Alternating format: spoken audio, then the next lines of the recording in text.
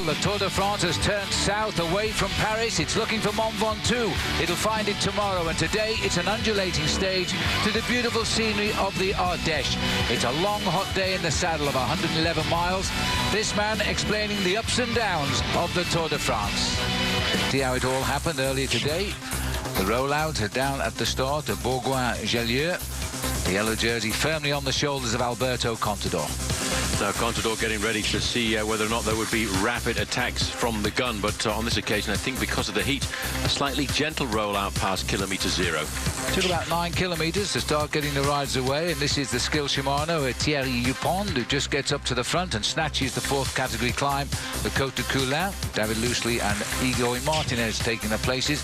First sprint, it was a good tussle this between Nicolas Roche on the right and on the other side Duquet. Duquet is a very fast sprinter from Colombia. He got the win over Roche there, and onto the climb of the Côte de la Forêt. Well, at this point the breakaway had already formed a breakaway of 19 riders, leaving them to the summit of the climb. This is Geoffroy Lecatre just ahead again of Nicolas Roche and Leonardo Duquet. So that's our Nature Valley stage reset, and this, as we watch our pictures again in high definition, is the most modern abbey, the Abbey of Notre-Dame de Triot. It was only finished in 1984, and it's home to 14 monks. Also enjoying a sunny day today, 92 degrees the highs today, very light wind, 5 miles per hour. The riders in the Tour de France, they're getting smaller, but not very quickly, I must say. Still 158 left in, and 6 of the teams are still intact. It's been a while since we've taken 6 complete teams to Paris. On the pulse today, Chris Anker-Sørensen, Jussi Väikkönen and Stefan Ogier. And they shouldn't be under too much of an effort because all of those 3 are in the peloton. But we do have a breakaway of 19 riders. A big breakaway. It took a while to open up the gap. In fact, the main field for a long time chased them down at 45 seconds. Then all of a sudden, the gap started to expand to 3 minutes. But I think on the front of the main field, Phil, we've got a little bit of punishment time trial training for Team Rabobank because they've missed the break this afternoon, and the team manager has them sitting at the front of the main field doing the pacemaking, but not actually reducing the gap. Well, the thing is, we've got 14 teams represented up front of the 20 teams in the race. Astana have got 1 man in here just to keep a watch on things. That's Jaroslav Popovic. David Mill is here for Garmin Slipstream. Cervelo have missed out completely, and so too, as Paul has said, has Rabobank. We've just been through the feed where we're running ahead of the fastest schedule at the moment. They got through 45 kilometres in the first hour today, and I'm not too sure that they won't gradually stretch it out. Rabobank is holding them at the moment, not closing in on them, and I think when they get fed up of chasing, it might start to run. Well, just looking at the riders in the breakaway, the best placed rider, in fact, is 20th overall, and that's Sylvain Chavanel. And Phil, and he's looking for 27 minutes to try and catch up with Alberto Contador, so that's not likely to happen. Well, there are 7 riders in this breakaway have all won stage in the Tour de France. One of those is Cadel Evans, albeit on the disqualification of Alexander Vinokourov a couple of years ago. But yes, I did say Cadel Evans, and he was a contender and a big favourite at the start of this race in Monaco.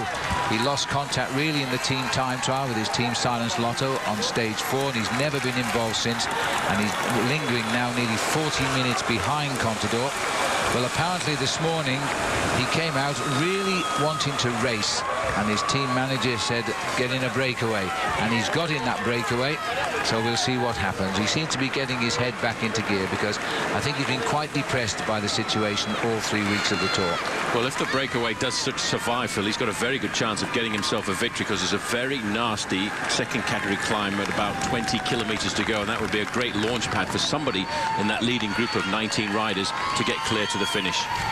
Glimpse there of David Miller on the Garmin Slipstream team. He had a good time trial yesterday. He got the better of his countryman Bradley Wiggins. That wasn't the way it was supposed to have been yesterday. Looking here now at the leaders of the race, David Miller on the front. We've got a bit of a split here, and it must have been started by the speed of David Miller as he's revved up at the front. Somebody's left the door open in the middle, and they're trying to get this breakaway smaller. They know that the chase is coming. 154 to the peloton. So Miller's decided something's got to happen here, and he's pushing a split in the breakaway. 154 to the bunch, going out now to 158. It had to happen. The breakaway getting a little bit lethargic perhaps, and Miller wants to reduce the numbers. Well, that's probably the only way this breakaway might succeed, Phil, because I think what was happening in this group of 19 riders were all of a sudden we were starting to get passengers, riders who weren't too keen to do the pacemaking at the front and sitting at the back, and that demoralizes a group and it disorganizes a group, and that I think is why we've seen the move coming from Leonardo Duque, trying to split 4 or 5 riders off the front. There's one of the barges heading down the Rhone here, 200 feet long those barges, by the way, as we're watching the peloton here sweep around to the right. A very nice picture indeed from our helicopter, but I think the work is being done. I take my hat off now to Rabobank. They're very annoyed they missed the breakaway. It's been an unlucky tour for them in many ways. They've won the Tour of Italy this year, so they worked hard for the race leader there at the end of the day, but here they've been on the defensive. Popovic has made the breakaway with Miller. Jose Luis Arrieta is there as well. And there is Duque, the sprinter. They won't want to take him to the line, but he may have a problem on the hill. I would have expected David Miller to try and go on the hill if we ever get to the hill ahead of the race. Well, it was very clever the way these riders managed to split this group off the front end of it, because it was all a question of trying to move clear. The first man to make the move from this group of 19, Phil, was in fact Leonardo Duque. He felt, I think, that with this slight incline that they went up a little while back, that it was a good point to get himself across the move.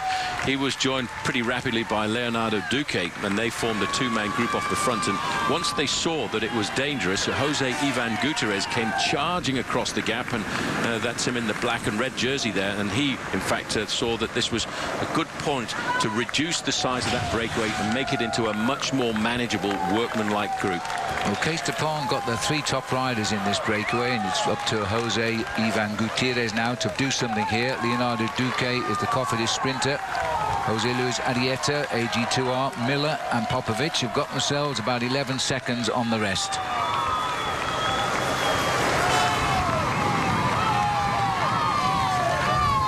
Now, it'll be interesting to see if this can repair itself here, because the peloton are not letting that breakaway out of reach, I don't think. Just look at the speed of Foles, I guess, as we look down this stunning countryside today. No mountains on the horizon, just a few ripples as the riders go towards that rather heavy cloud up there, so maybe the sun will give way to a storm. Oh my goodness me, that is black. Well, they're racing straight into the eye of the storm, Paul, whichever way you look at it, and 2-3, so the move by Miller, Duque and these 5 riders has pulled away a little bit from the peloton. There's much more successful working group now, Phil. There were, I think, too many passengers in that group of 19, too many riders prepared to sit at the back end of the group and take a free ride if they could up until the final climb of the day. Now that they've reduced the numbers to 5, you can see every one of these riders is quite prepared to do the pacemaking. Even Jaroslav Popovic, who theoretically doesn't have to work, but Popovic is clever enough to realize that by working with this group, they've got more of a chance of pulling clear of the chasers. Well, this is the difference with the Astana team of Lance Armstrong and the old Discovery Channel days, and before that US Postal. Teammates didn't get chance at winning stages. Lance was winning the race, and that's all it was all about. But this team seems to be able to fire from a different quarter deck, and Popovic is in the breakaway now. He's lost enough time, 39 minutes behind overall. He'll be out to win for the team, and that really would be a bonus from a surprise quarter. Yes, but Popovic has won a stage in the Tour de France before. It was a long, hot day in the saddle. Again, not too far away from this part of France either, because he won into Carcassonne back in 2006 at the end of a very long breakaway like this. That beautiful wall city, which, by the way, on Bastille Day boasts the best fireworks display in France. This is the Barrage de Charme here, as the riders get a quick view of it before they continue to race on. It is the reservoir which deviates the Rhone in the canal section here. It's the only one to be situated on the river's right bank, by the way. And the reason for that is just to keep the levels of the canals right up to scratch as we now go over this river and head into the department of the Ardèche. Yes, and this is where we'll stay today. We'll see the scenery change a little bit. It gets a little bit undulating now after this, once we cross the main Rhone itself. And culminates with a second category climb, which once they're over the top, they've got just 16 kilometres, 10 miles to race right down to the finish. It's quite narrow on the run-in today because the villages literally seem to go right to the side of the road, and they're going to have to go through the middle of them. So tortuous finish to the day. Yes, but once we start to get into the Ardèche, the roads change again, Phil. It's been fairly flat over the middle part of the course when we went through the region of the Drôme. Now into the Ardèche, we start to get lots of little undulations, which will start to bite and make it a little bit heavy on the riders' legs. They've got the gap, that leading group of 5 now, and I make the time difference around about 40 seconds. So they will lose the morale in that group of 14 behind. They will more than likely now get picked up by the main field. Well, they might lose the morale when they see the storm, which is about to dump on them, I think, because it is very, very black. It's fine where we are, but it's very, very black. The stretch, though, still holding in the peloton, a minute 48 to the main field. Well, there's the barrage for the peloton, so there's not much in it, is it? 1 minute 48 seconds since the leaders crossed this bridge. The chase is on now, and the rain might have a part to play. Professional with Team Cofidis since 2006, and he's won some pretty impressive races. In fact, he won himself a stage of the Tour of Spain a couple of years ago, although this year he doesn't have any victories to his credit. Popovic, another man who seems to have refound himself since leaving the side of Cadel Evans after last year's brief visit. We're into the sprint point here now. Whether they'll sprint, there's no reason to. This is Saint-Julien-en-Saint-Alban. We're looking as we arrive here at the sprint point in Saint-Julien-en-Saint-Alban. That leaves 37 kilometres to run. There's the beauty of the Ardèche. The left-hand side is the Drôme, the department of the Drôme, and the right-hand side is where we are now. This is the department of the Ardèche. The small town of Les Cabanes that the riders are entering. They're going to take a right-hand turn. They're going to head right into the heart of the Ardèche, as you mentioned, Phil. And the roads all of a sudden start to get that little bit more difficult. They're a little narrower. They're starting to get the undulations as we head out down towards the finishing line here in Aubenas. Down to the 1 minute marker when we look at the main field, and it's still, in fact, I noticed that just a few moments ago Team Lotto had sent a couple of riders up to the front end as well, obviously because of the fact they no longer have Cadel Evans in the leading group. We just missed catching them, so they've gone forever now, I'm afraid. They've just taken off as the riders now get onto this section of road which takes them towards Privas and then onward. This is actually the road now which runs down to the finishing line. But it gets a little bit twisty at times, and apart from the actual climb, which is categorised as 2, there's plenty of other little lumps on this road, so the racing should get quite interesting. We'll take another break once the breakaway is caught, of course. Yep, once they're caught, but they are very likely to be caught because there they are, just around the corner is Leonardo Duque. He's prolonging the agony, I would have to say. The main field will not allow him very much more freedom, and having made the effort to catch the breakaway, they will keep up the pace over the top. Stéphane Ogier just checking in on his pulse at the moment. It's up to 158 beats a minute. That's reasonably high. He's into the orange zone rather than the red zone, but that's because they've been chasing down these breakaways, and it's a pretty hot day. We managed to skirt that storm as well, which was quite amazing, but the clouds went the other way, and so the riders were lucky with that. No, they certainly were, but getting up to that 160 beats a minute is an indication that was a fairly hard chase in the peloton, as these 4 now are back with their mates for the first time since kilometre 9. So, as we're watching here, the bunch are all together with the exception of Leonardo Duque. And I'm just going to try and talk now with the team manager today of the Cervelo test team. I should think he's quite relieved now they've brought back all the breakaways, bar one. Alex, can you hear Phil Liggett? Over. I'm here, tempo later. Lovely, Alex. And now that... Oh, hang on. Alex, can you hear Phil? They'll head up to the steeper part of the climb. They're on the climb now, basically, but it's not the actual categorised section of the climb. But as you can see from the road there, we are snaking our way uphill. We get out above the town. This is Privas, and then they'll go into the outside of the town. Well, this is the climb that the riders will be going up shortly, Phil. 14 kilometres in length, a 4.1% gradient at the top as it's 16 kilometres to go. So we're on just about the start of the Col de l'Escrenay. So we'll take a quick break, and don't worry, it's a long climb. We'll come back and see if there are any attacks on this, and if there aren't, then they could well be playing into the hands of Mark Cavendish today. Because we look straight into the eyes here of Alessandro Ballan. We're with the riders now right to the finishing line in Aubenas. We've just picked up Luis Leon Sanchez. He's back in the pack, so it's these two leaders versus the rest, and the rain has started to fall here just a little bit, so it's going to be quite treacherous now. Clearly these two can't pedal any faster, so they're going to have to freewheel as George Hincapie starts to ride on the front as well. Columbia HTC are taking a familiar role here, a role we haven't seen for a week, of course, because there's been nothing for Mark Cavendish through the Alps. No, the sprinters taken a back seat, and I'm sure that many of them felt that they were going to take a back seat this afternoon. It's 10 kilometers to go, and at these speeds that's going to be around about 12 minutes of racing.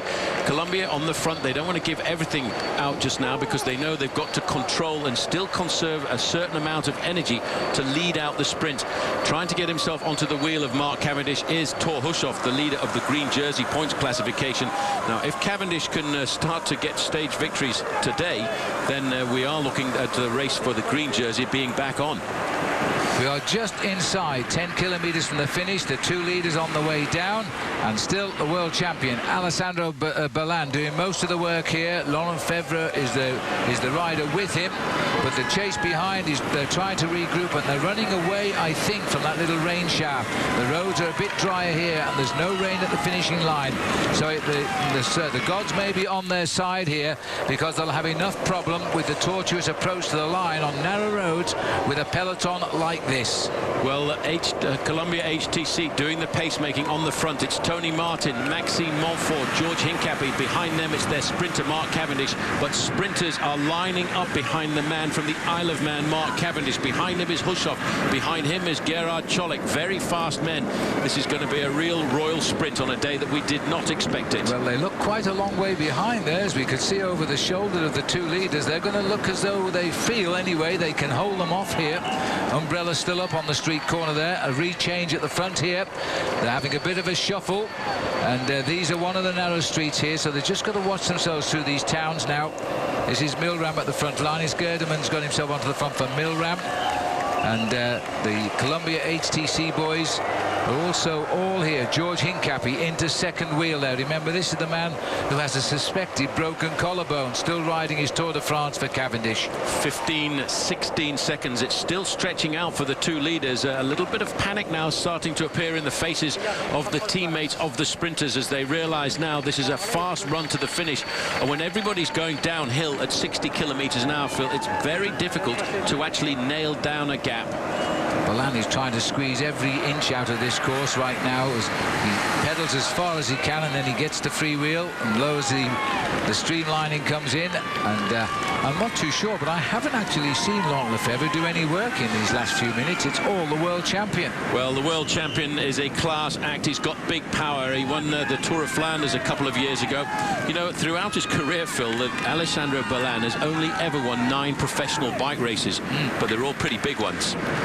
Yes, he chooses well, I must say. It's a bit like Oscar Freire, though Oscar's won a lot more than that. But this is Laurent Lefebvre now as he continues 7 kilometers to the finish. He's never been much further than 12 seconds ahead of the peloton. There they are, almost on the same stretch of road we saw moments ago. And now the green jersey of Hushovd is just locked in. He's having a bit of a bump there, and I think it's with Gerald Cholik, because they both want the back wheel of Cavendish. That's what they're looking for, and that's what they're going to try and base their sprint on. But if there's going to be a sprint, they need to nail back those two riders, Ballan and Lefebvre. It's down to 11 seconds. This is Linus Gerdeman on the front.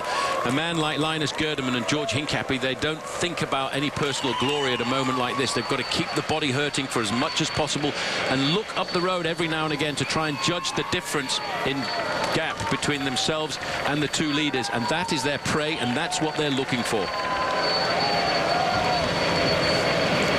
This is a tricky stretch of town now as we've got the split on the road, and it looks though they might get caught in here.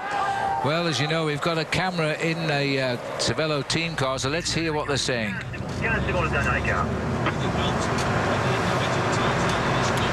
500 meters to go.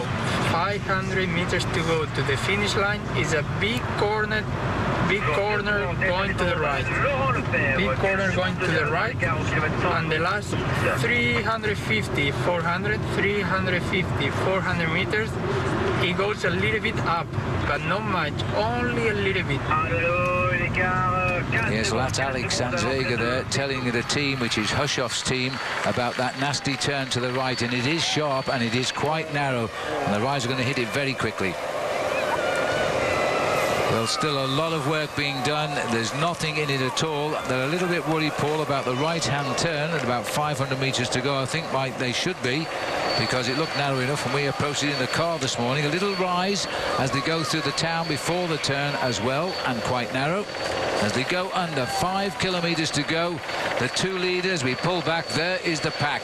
It's not the whole of the Tour de France today. We did lose quite a few riders on the climb, but all of the men that matter are here, and the two sprinters and Oscar Freire, I think they will be the ones now to dice out the finish. Well, I'll just take you through the last 5 kilometers, Phil, because from here to the next roundabout, 1.5 kilometers, it's reasonably straight, and then it starts to get very bendy. We go round a roundabout at 3 kilometers to go, then there's a sharp left-hand bend around a roundabout at 1.2 kilometers to go, and then they've got that very sharp left-hand bend over the bridge, and then the right-hand one that you were talking about.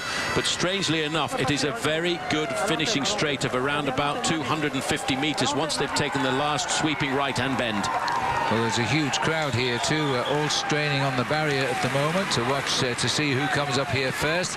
These boys have really tried to take this race away from the sprinters. 8 seconds the gap, 4 kilometers to go. It's not very far, is it? The roads are almost in their favor because there's not too much straight now. Once we get off this road here, we get rights and lefts, so we're in the village as well. The peloton trying to organize themselves. Milram are doing a good job, but they're doing it for Columbia HTC just at the moment, who have got all their lead-out men lined up ready to fire the next missile. Well, Gerdeman swung off and gone to the back, but there's still a rider from Milram prepared to do the pacemaking on the front end of the main field. In fact, it's still Gerdeman. He's gone right back up there, realizing this is important for his man Gerard Cholik. George Hincapie now takes over behind him. You can just see that was Tony Martin, followed by Maxime Montfort, and locked in behind his teammates there is, of course, Mark Cavendish. No Mark Renshaw this afternoon, but you know what? I still think they've got a very good chance of leading him out properly. This is the right-hand turn around the traffic circle. That is not a big group, is it? No, it's not a big group now, and I think that's probably just as well. The guys were planning on going right and left of that roundabout, but of course they were turning right. That would have been a total disaster if they'd have gone straight through. The rain is coming down again at 3 kilometers to go. It's amazing, not raining here at the finishing line. 3 kilometers to go for the world champion and for Laurent Lefebvre.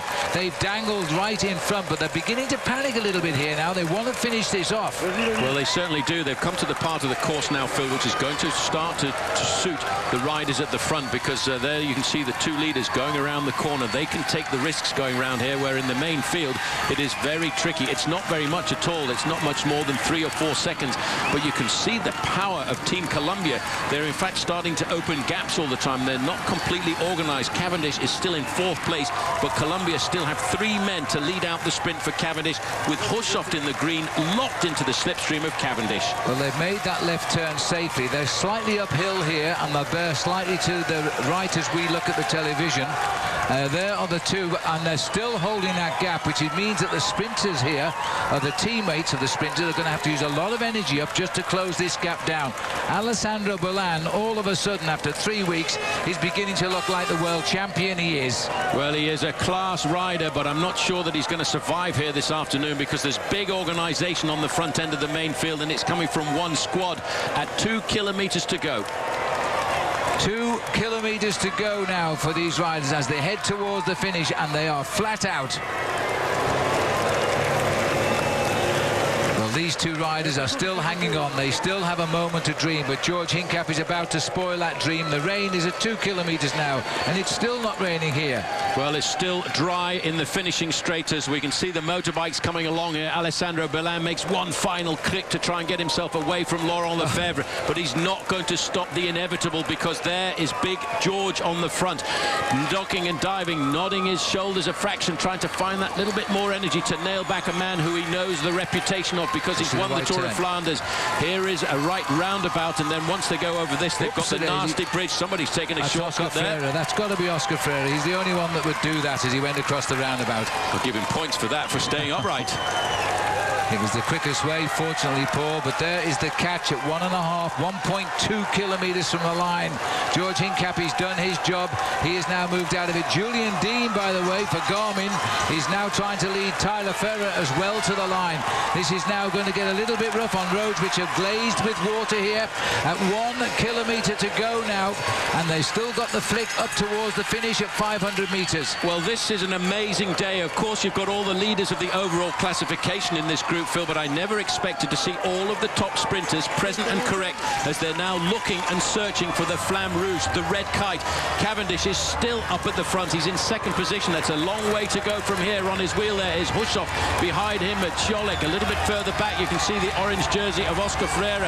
He needs to win it for the boys this afternoon because they did a great job for him. Mark Renshaw leading Mark Cavendish with Hushoff on his back wheel. Ciolek just behind him. This is going to be an almost slow-motion sprint because now they've seen the hill and they've got to hang on in there as long as possible. Farah is also in there too as Hushoff grits his teeth now. Now they will see the finish, the last couple of 100 metres to the line as they come off that final bend. They can't wait any longer, but you know that's too far. Mark Cavendish can't possibly hold this on for this far, can he? He's kicking again, but I think it'll come something that will come over him here if he holds this, Paul. He is a very, very strong rider. He led out so far down the track, I didn't think it was possible.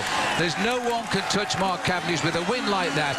That was incredible. Phil, there was a little bit of added motivation in the sprint of Mark Cavendish this afternoon because of the relegation of almost a week ago in Besançon. It was a long way to the finishing line, but he could feel the challenge coming alongside him. You know, when you're a sprinter, you can almost feel the wind moving behind you when guys are starting the challenge. There, looking back, he sees it's Hushoff. He can feel now the acceleration coming there from Ciolek on his left-hand side, and he kicks. Ciolek comes up to his bottom bracket there, the pedals on the bike, and all of a sudden he kicks again. This man has got an incredible turn of speed. Hushoff just has to be happy to finish in the slipstream. Second for Hushoff, third for Ciolek, but that's a great win for Mark Cavendish, and a sorry sight for the world champion who, you know, was so close to getting his first victory of the season. Well, that's got to be Mark's best win of this tour, and win number 5, of course, and it's amazing, but he now holds the record of British stage wins himself now, 9 in history. That is a tremendous result for Mark Cavendish, and Hushoff only conceded 5 points in the green jersey competition because he managed to get second, so he still leads that competition by 25 points.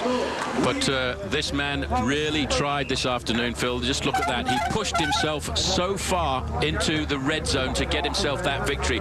First of all, he pushed himself to get himself over the climb, just as he did in Milan-San Remo right in the early part of this year in the month of March. He's done it again on a massive stage of the Tour de France.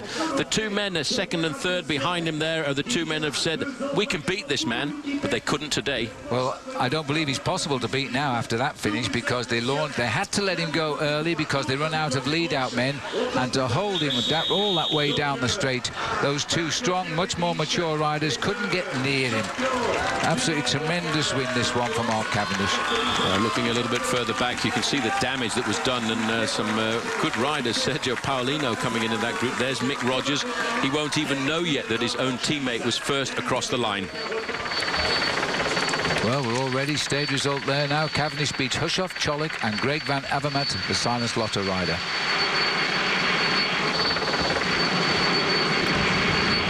Well, as we look down here, we're high above the finishing line now because Aubenas itself is overlooking where we're finishing. As you see, we can't finish the Tour de France in the town itself. And the riders now quickly getting towelled off, and you know it's still not raining here on the finishing line, so the riders will attend the podiums in the dry, which is good news for us. Is the winner today. These riders particularly given the same time: Hushoff, Ciolek, Avermaet and Oscar Freire in 5th place, but there will be a split today in times. Looking down, Jerome Pinu, these boys, Fumiaki Beppu, great result for the Japanese rider. Nicholas Roach 8th. 4-second split. Armstrong was in the same time there as the winner, so the other guys have lost a few seconds, including Bradley Wiggins. Might be an expensive 4 seconds. Andy Schleck loses 4 seconds to Lance Armstrong as well. Always attentive, Mr. Armstrong, on the run in towards the finish line. Tony Martin, 17th, having led out his teammate Mark Cavendish. Vladimir Karpets looking a little bit further back. Andreas Kloden also lost himself 4 seconds on his teammate. And so did Alberto Contador, of course. So that may be not so serious now, as everybody's lost time that mattered, except Lance Armstrong. The shrewd Lance Armstrong, always reading the move, always right.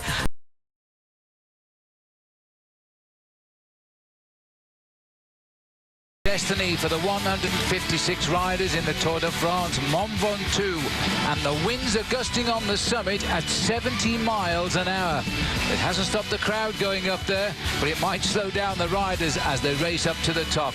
It is a blustery day, the final place of reckoning on the 2009 Tour de France. Hello everybody, well, we are there. Welcome to our coverage here on Versus. I'm Phil Liggett, this is Paul Sherwin. He actually raced up Mont Ventoux once as well. You know, it's a very unhospitable place, but it is going to decide the top 6 finishes in this year's Tour de France, isn't it? It's going to be a massive battle. I don't think anyone will be able to challenge Alberto Contador, but I tell you, Phil, between 2nd place and 6th place overall, those riders are only separated by 1 minute and 28 seconds. And on the slopes of a mountain like the Mont Ventoux, that's nothing at all. Absolutely nothing at all. So a lot of people will start today with trepidation, but also with ambition. This rider knows he's probably done enough, but you can never be certain. His 4 minutes 11 seconds lead over Andy Schleck is going to give him that comfortable feeling as he starts along the road today. Alberto Contador now is set for his 2nd Tour win. As the riders knew the winds were blowing when they woke up to distance Montélimar. After the elimination of 2 riders on Euskaltel yesterday, 156 riders on the rollout.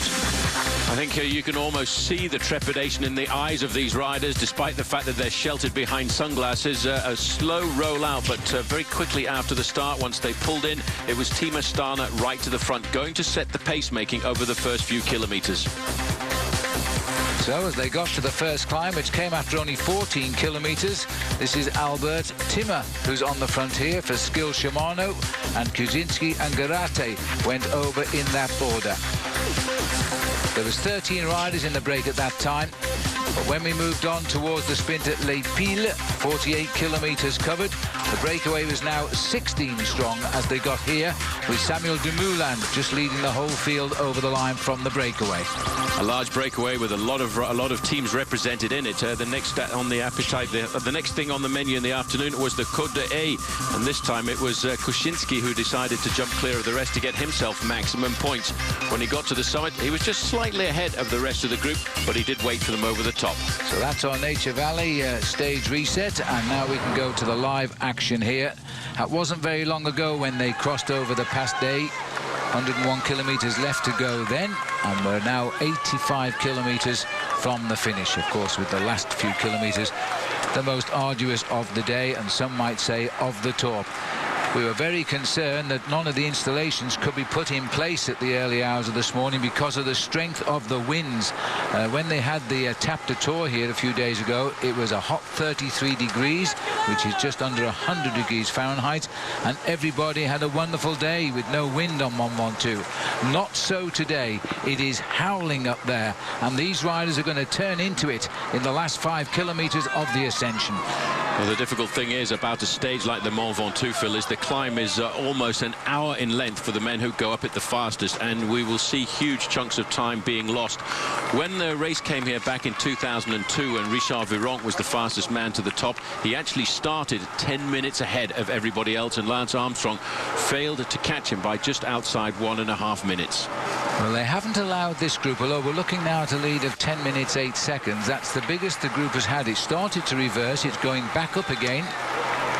11 minutes was the lead when they got there last time, and it might be the same this time around. It is a very, very compact group with nobody affecting the overall lead. The best man in it is Tony Martin, and Tony is 55 minutes and 39 seconds behind Alberto Contador. So they're not coming after these men. We remain with the internal battle amongst the favourites, who are all in the peloton today. Incidentally, Garmin Slipstream have had an unlucky start to the day because Bradley Wiggins has twice been behind the race with a mechanical, and Christian van der Velde has also had a flat tyre. Both are now back in the pack.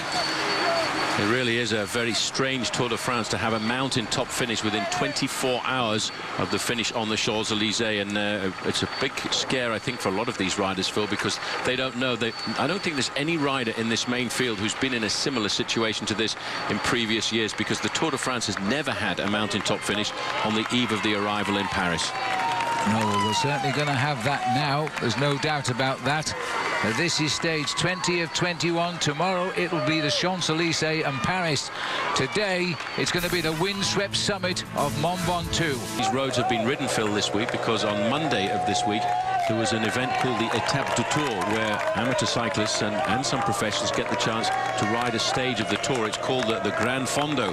9,000 riders took part in it, and it was won by, in fact, the French national champion, whose name just happens to be Dimitri Champion. That's right, Champion was the champion, and that was a surprise. He's not at Tour de France riding level because it's not his sport, really.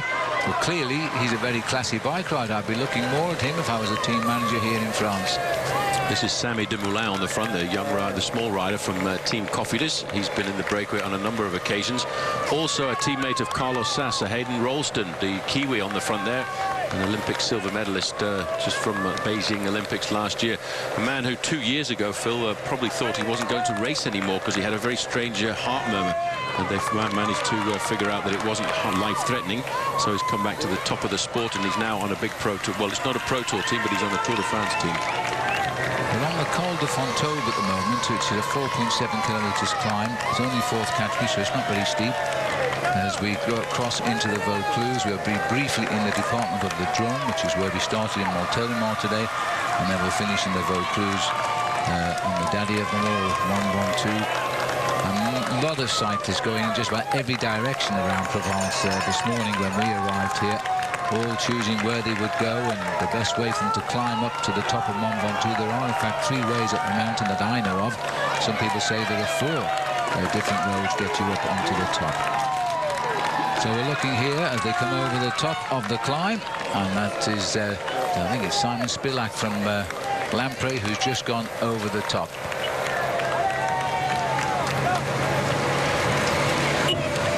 Just have a look there. That's where we are now, just on the top of the climb, the race position, and there's still the third category we're getting. There's Mont Ventoux in the background, of course. The way we go around Provence now is we circumnavigate Mont Ventoux to climb up it from the other side today. Still a lot of racing to be done, but we are in the second half of the competition now for the day's racing. But it's the last few hundred metres that is going to decide. Well, Phil, because they still believe in the back of their minds that their man Bradley Wiggins, who is 4th overall at the start of the day, has also got a chance of having a crack at the podium. He's not very far behind Lance Armstrong in the overall standings. In fact, only 15 seconds. He lost 4 seconds yesterday when Armstrong very cleverly got into a split on the run in towards the finish and pulled back an extra 4 seconds.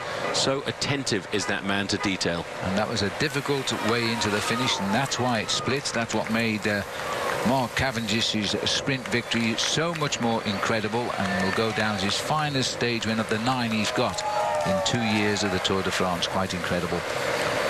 Well, I'm just wondering now as to how long they're going to leave Stuart O'Grady on there. The time is just gradually coming down, but that's not the nature of the object at the moment. It's taking the top men to the foot of Mont Ventoux and then let them fight out the final stage of the Tour de France for the victory. Tomorrow we go to Paris. There'll be nobody attacking each other there. Well, we're just looking down on the remains of this 12th century castle and church, and that goes back. That's the castle and church of Saint-Michel and Saint-Hippolyte, built originally in the 12th century. But as you can see, it's fallen to disarray because in the Middle Ages there was a lot of movement up and down this part of the world as people were trying to defend the vineyards which started to cultivate in around about the 18th, 19th century.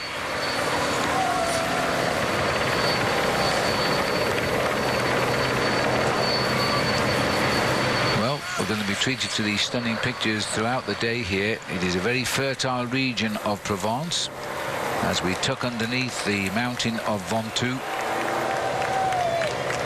Good wine in this area as well. It's usually a white wine from this area, and the peloton chasing this group of 16. There's nobody in the group, as I've said, that's going to affect the destiny of the jersey. Hayden Rolston up on the left there, riding his first Tour de France for New Zealand, and riding it, I think, very well indeed. There he converses then as the riders continue. This is the breakaway. And again, a big crowd here cheering the riders onward towards the finish as we head towards Mont Ventoux. Seems to be getting closer now. So the riders have now covered 110 kilometres, just on 57 remaining as they continue to go through the villages, and the gap is down to 8:11. The next obstacle on the route, Paul, will be the third category climb of the Col des Abeilles. What's that, the stinging bee or something? The honeybees, yep. And really, probably because of the amount of lavender, you can see all the lavender fields around here, and they really do need that lavender, and they really do need the honeybees in this area to help to propagate the lavender flowers, and it smells quite wonderful in this part of the world. Well, this looks like we're going around the area of the Chateau du Puy-Montbrun at the moment, and again these chateaux are all Roman origin, all splattered all over the Provence. Through the lavender there, you can just about see the words of Provence. That is amazing. I can't make out the last word. But how on earth did they do that? I think it said the lavender of Provence, Provence de Lavendre. Yes, that would be a good idea, wouldn't it? It would make sense. Logical. Yeah.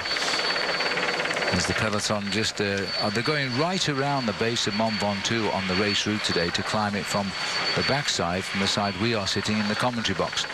And again, this is Chateau du Puy. That's the Chateau du Puy-Montbrun. You can see it's made up of 4 big towers on either end. It was as a fortress. It was actually razed to the ground in 1580, and the ruins that you're looking at here have been around since the 12th century. There was in fact a fortified building on this site.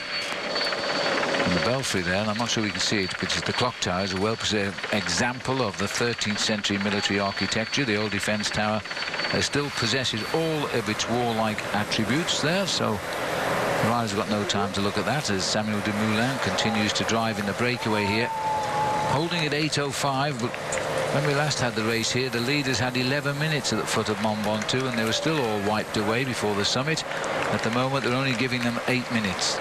Yeah, but there are not so many great climbers in this breakaway as there were on that occasion in 2002, because in that breakaway was Alexander Bocharov and Richard Virenque, 2 very well-known mountain goats. Yes, Bocharov was caught, and the last one to be caught was Richard. But what didn't quite get to him, he won the stage, just in sight of it. Saxo Bank have dropped back. I noticed Gustav Larsson going back to the team car to take on board drinks for everybody. Even though we're coming down towards the end of the Tour de France, it's still extremely important to take on board drinks and to keep eating as much as possible, as we now are looking at 7.7 kilometers to the summit of the climb.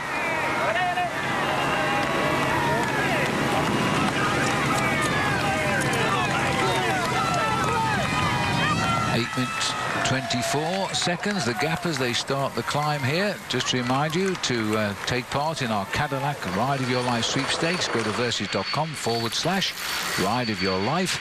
Chance to win a trip for 2 with us next year on the Tour de France 2010. The code word you need today is attack.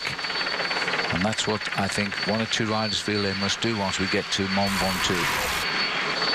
So as they continue to course through Provence, we're heading towards that fire. I hope they've got it under control. We have a fire about 20 kilometers from the finish at the moment. The aeroplanes are bombing it with water while they get on with their job. Worry about Mark Cavendish saying that Hushoff was not a worthy wearer of that green jersey after he consolidated his lead by the disqualification on one of the stages of Mark at the front and declassed to the back of the race. When they both met behind the winners' podium yesterday, Hushoff waiting for his next green jersey, and of course Cavendish going in for his 5th stage win trophy. He apologised to Thor Hushoff, and I think that was a good gesture. No, it certainly was, and Cavendish, in fact, was very impressed, and he told Hushoff to his face that he was impressed about the way Hushoff has gone out on the attack through the Alps. He said, that's something that I could never do, and he realises that Thor Hushoff is a lot more than just a sprinter. He's a real great bike rider. Absolutely. Well, they put that right. It looks like Tony Martin has gone over the top first from where I'm sat here at the back. And in fact, it probably wasn't, because I think it was Jos Postuma. Because there are two Rabobanks there, and or Manuel Garate. It was Garate, the little Spanish rider. First, Postuma might have been second, Tony Martin third. We'll find out. You can actually just see a little bit of the smoke in the air here, Phil, because that's due to this forest fire, which is over to the right-hand side of the course. They've been trying to put it out with a couple of the big Canadair aeroplanes that they have in the southern part of France. This area of France is no stranger to big forest fires in the summer months, and in fact there's been some very nasty ones in the last week or 10 days around the outskirts of Marseille. Yeah, they've been fighting those as well inside the forest, but the wisps, there it is, as the rider goes round. It looks as though it's well off the course, and that's where we're headed, right to the top. You see the tree line stops, and then we're on the barren landscape of the Moon as the road runs straight up from the right to the left finish outside. Number 14 sitting alongside Thor Hushovd in the green jersey. Hushovd changed his wheel quite smartly just a few moments ago, and he's one of those riders who will just make sure that he gets to the top of the Mont Ventoux inside of the elimination times. Well, it's beginning to hurt Stuart O'Grady, and well it should right now. This man has done a marvellous piece of pacemaking. When he started the pacemaking, the breakaway was over 10 minutes ahead. It's gone out to 9. It's come back now to 8:16 as we speak. And it's his job to do this for as long as possible and protect his team, and then just ride home as best he can. He's going to have a long, lonely ride up there to Mont Ventoux. From right to left is the way we come. Just off our picture to the right is Chaly Reynard. That's where you start the climb up towards the summit here. Now, Sean Kelly, the great cyclist of old, has said that you've really got to hurt the riders at the start of the climb. Now, these are the fire engines getting through to the fire here, and they're on the way to finish off what the plane is doing. It's a very unusual sight on the road to the Tour de France to see anything move on them, but everybody will be aware they're coming, and they've got to get out there and get that fire before it becomes quite a bushfire. As I mentioned to you, reason to have race radios to be able to get that kind of information to the riders that there is something in the race route. That is very rare in the sites of the Tour de France to see something like that happen. The only other time that it happens is if there's an ambulance needs to get somewhere. Leaders are over, 8:09, the gap as they came over the top of the third category climb. Only one mountain left now, but it is the hardest, of course, as it heads up the road. The peloton looked to be moving quite quickly as well. Sebastian Rosler here at the back.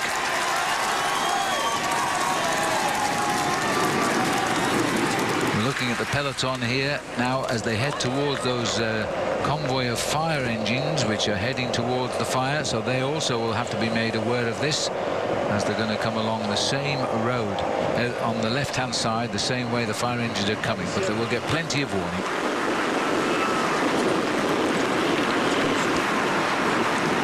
Terrific speed now has been pushed on at the front. This long, thin line. Not a good time to have gone back there for the Garmin rider, which is Tyler Ferrer. He's the bottle collector on these hilly stages because he's the sprinter.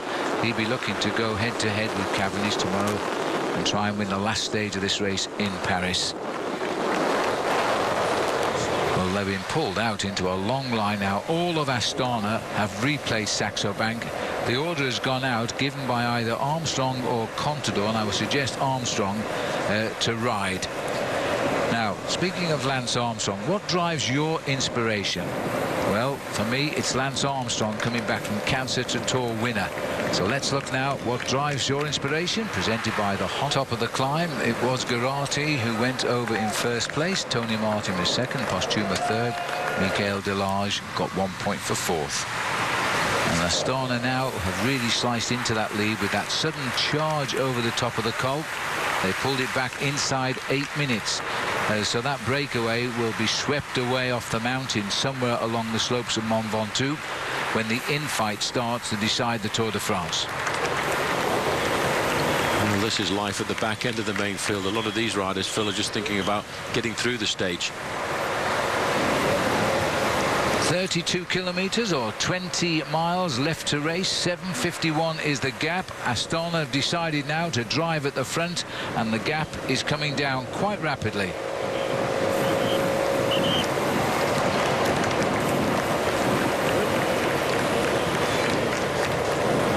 So as the riders continue to freewheel down this very fast stretch of road here, Astana now have a plan, and they've started to put it in down here at the vineyards here of Mont Ventoux. Paul, Armstrong and Contador, friends or not, do you think Contador will help him today? Oh, it's a very difficult. I think I'd love to say what Lance Armstrong says in a situation like that. I don't think I can make a comment. We're going to find out anyway, aren't we? It's not too far away. The road is the only thing that will tell us. I'll tell you one thing, though. The team Astana have been very clever, again, tactically. As soon as they saw those crosswinds coming, they went to the front end of the main field. They didn't try and catch out Alberto Contador, but they were all working very well together. The whole of the team have actually split the main field. And big George Hincapie is in there, centre left in that yellow helmet as well. Liquigas have got their man up here, Vincenzo Nibali, just checking out to Wiggins is safely here, and he is right up in the split. This race has started before Mont Ventoux here.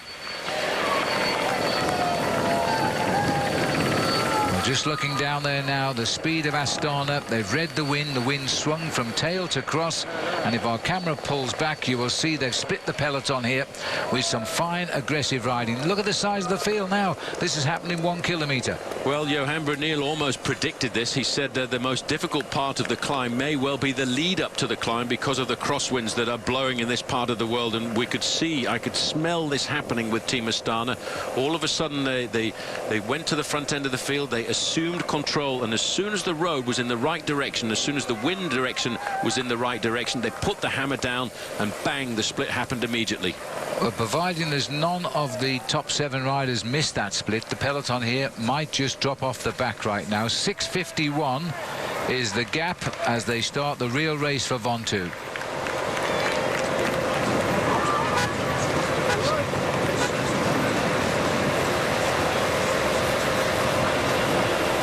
So as we look at the riders here continuing through in a long straight line, that is where we're going. A little bit of a surprise that the racing started a little bit early today, and this is going to be really now a showdown on the slopes of Ventoux. But it is a sign, Phil, that he was being attentive. There you can see they're slowly clawing their way back, but again, it's one of those little lessons, isn't it? You have to pay attention on every kilometre of this 4,000 kilometre race, because if you don't pay attention one day or another, you'll lose time for no reason at all. Well, Cancellara just laying across his bike on that front in that red Champion of Switzerland jersey. He's got the whole of Saxo Bank on the front now, with Astana following. Well, there you go. That's Team Saxo Bank now. They saw the start of the job of work there being done by Team Astana, and they like this situation, and that's why Fabian Cancellara, the big man from Switzerland, has gone to the front to put the hammer down. The second part of the main field is not much more than 10 or 12 seconds in arrears, but they're going to have to try very hard to try and catch up with the yellow jersey group. Well, we're getting very close now to Bédoin, which we hit at 23 kilometres from the finish. I didn't see the town, but the leaders must just be on the edge of Bédoin now. This is the face of pain here coming from Fabian Cancellara. His job ends at the bottom of the climb. Danny Pate and the boys, David Miller, bringing up Garmin Slipstream as well. You have to say that there are 3 very dominant teams in the Tour de France this year, Phil. Team Saxo Bank doing the work there just now. Team Astana have been a solid block, but Team Garmin, I think, have matured as a team in this year's Tour de France, because they've been solid at every tactical place when they needed to be.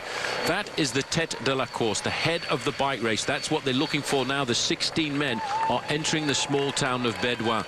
They, once they leave this town, start the... 3 minutes 57 is the last time check that's coming in off Radio Tour. 18.6 kilometres to go. The peloton has dropped away from that Astana Saxo Bank led attack, and now it is Garmin Slipstream. And you're right, Paul, this team has matured in this Tour de France. This is a massive battle, and I don't think anybody would have predicted the battle to start as far out from the climb as it has done. Juan Manuel Garate at the front of the race now, accelerating, splitting this 16-man lead group, followed there immediately by Tony Martin, coming across there as well, Christophe Riblon. But behind them, you can see that the main field really are starting to whip up the pace-making, led by Garmin Slipstream. Well, watch out for massive crowds on the slopes today as we head up towards the summit. Juan Manuel Garate is a very good climber. Tony Martin has shown us he has been, but we thought he got a bit tired in the house, but he's taking his chance. Quickly joined Juan Manuel in the lead. They are from the front group, looking down on the peloton. This is where the race for the final yellow is, and indeed for second, third, fourth, fifth, sixth and seventh places, it's all in the battle here. The spread is between second and seventh is just over 2 minutes. Yes, amazing. Second and sixth is 1 minute and 28 seconds. But Garmin Slipstream have come out today. They weren't going to let anybody else put them under pressure. They've decided to dictate the pacemaking. And isn't David Miller a completely different rider this year, Phil, now that he's got a goal? His goal is to protect Bradley Wiggins and try and get him onto the... Longer, I don't feel. Well, this is the 3 leaders now. They've left that group of 16 riders behind Christophe Riblon. Another acceleration coming from Juan Manuel Garate. He's obviously got his legs on fire this afternoon. Tony Martin responding to that, but I'm not sure they're going to stay with the Spanish climber. Well, he really wants to break it up and settle into his own rhythm here. These are just the very lower slopes of the climb as well. But before the wind changes to a blockhead, he wants to try and open a little gap. Little reaction from Tony Martin. And getting himself back on terms with Riblon, perhaps. Well, Martin just riding across the gap, but slowly. They've got a little crosswind section of the course here, but Martin is using a massive gear to try and drag himself back up to the wheel of the Spaniard, and I think he's done it. Well, the wind a little bit helpful just there, judging by the flags, so they've turned around a little bit. And Garate having to sort of check himself here and decide he may have to go again. Well done, Tony Martin and Christophe Riblon, as they rejoin him here. Now, the 3 of them together, they won't be friends now because they know Garate is going to keep on attacking, but this is where the action will come from as David Miller continues to set the pace, and Bradley Wiggins right behind him with Christian van der Velde there. Well, there's a huge crowd. They're estimating quite possibly 500,000 people are going to watch the Tour de France over the next 20 kilometers, and that's physically here at the side of the road. The acceleration, the work is being done by Team Garmin Slipstream. You can see Bradley Wiggins just sitting there in second position behind his teammate. The leader of the King of the Mountains classification is also in this group, Franco Pellizotti, but no serious moves. He tried to drag Frank and Andy Schleck into firing positions. Armstrong is right there with Contador. Wiggins is right there with Christian van der Velde. There's no chinks in the armour yet. These boys are all in the right position at the moment. The speed they're riding Mont Ventoux, it's unbelievable. As they hit these pedals in front of the biggest crowd we've ever seen on the slopes of Mont Ventoux, and I've got a feeling this crowd will go right to the top. And 1 million people are on this, and I thought they must be mad. They might be right. They seriously could be extremely right. George Hincapie cannot take this infernal pace, so he's going to use the better part of valor there, Phil, and ride at his own comfortable tempo. Vladimir Karpitz has found a good train this afternoon. Field. This is a very small select group. Mikel Astrolosa on the left-hand side, orange jersey, number 61. He was 10th overall at the start of the day. I think he's looking at 9th.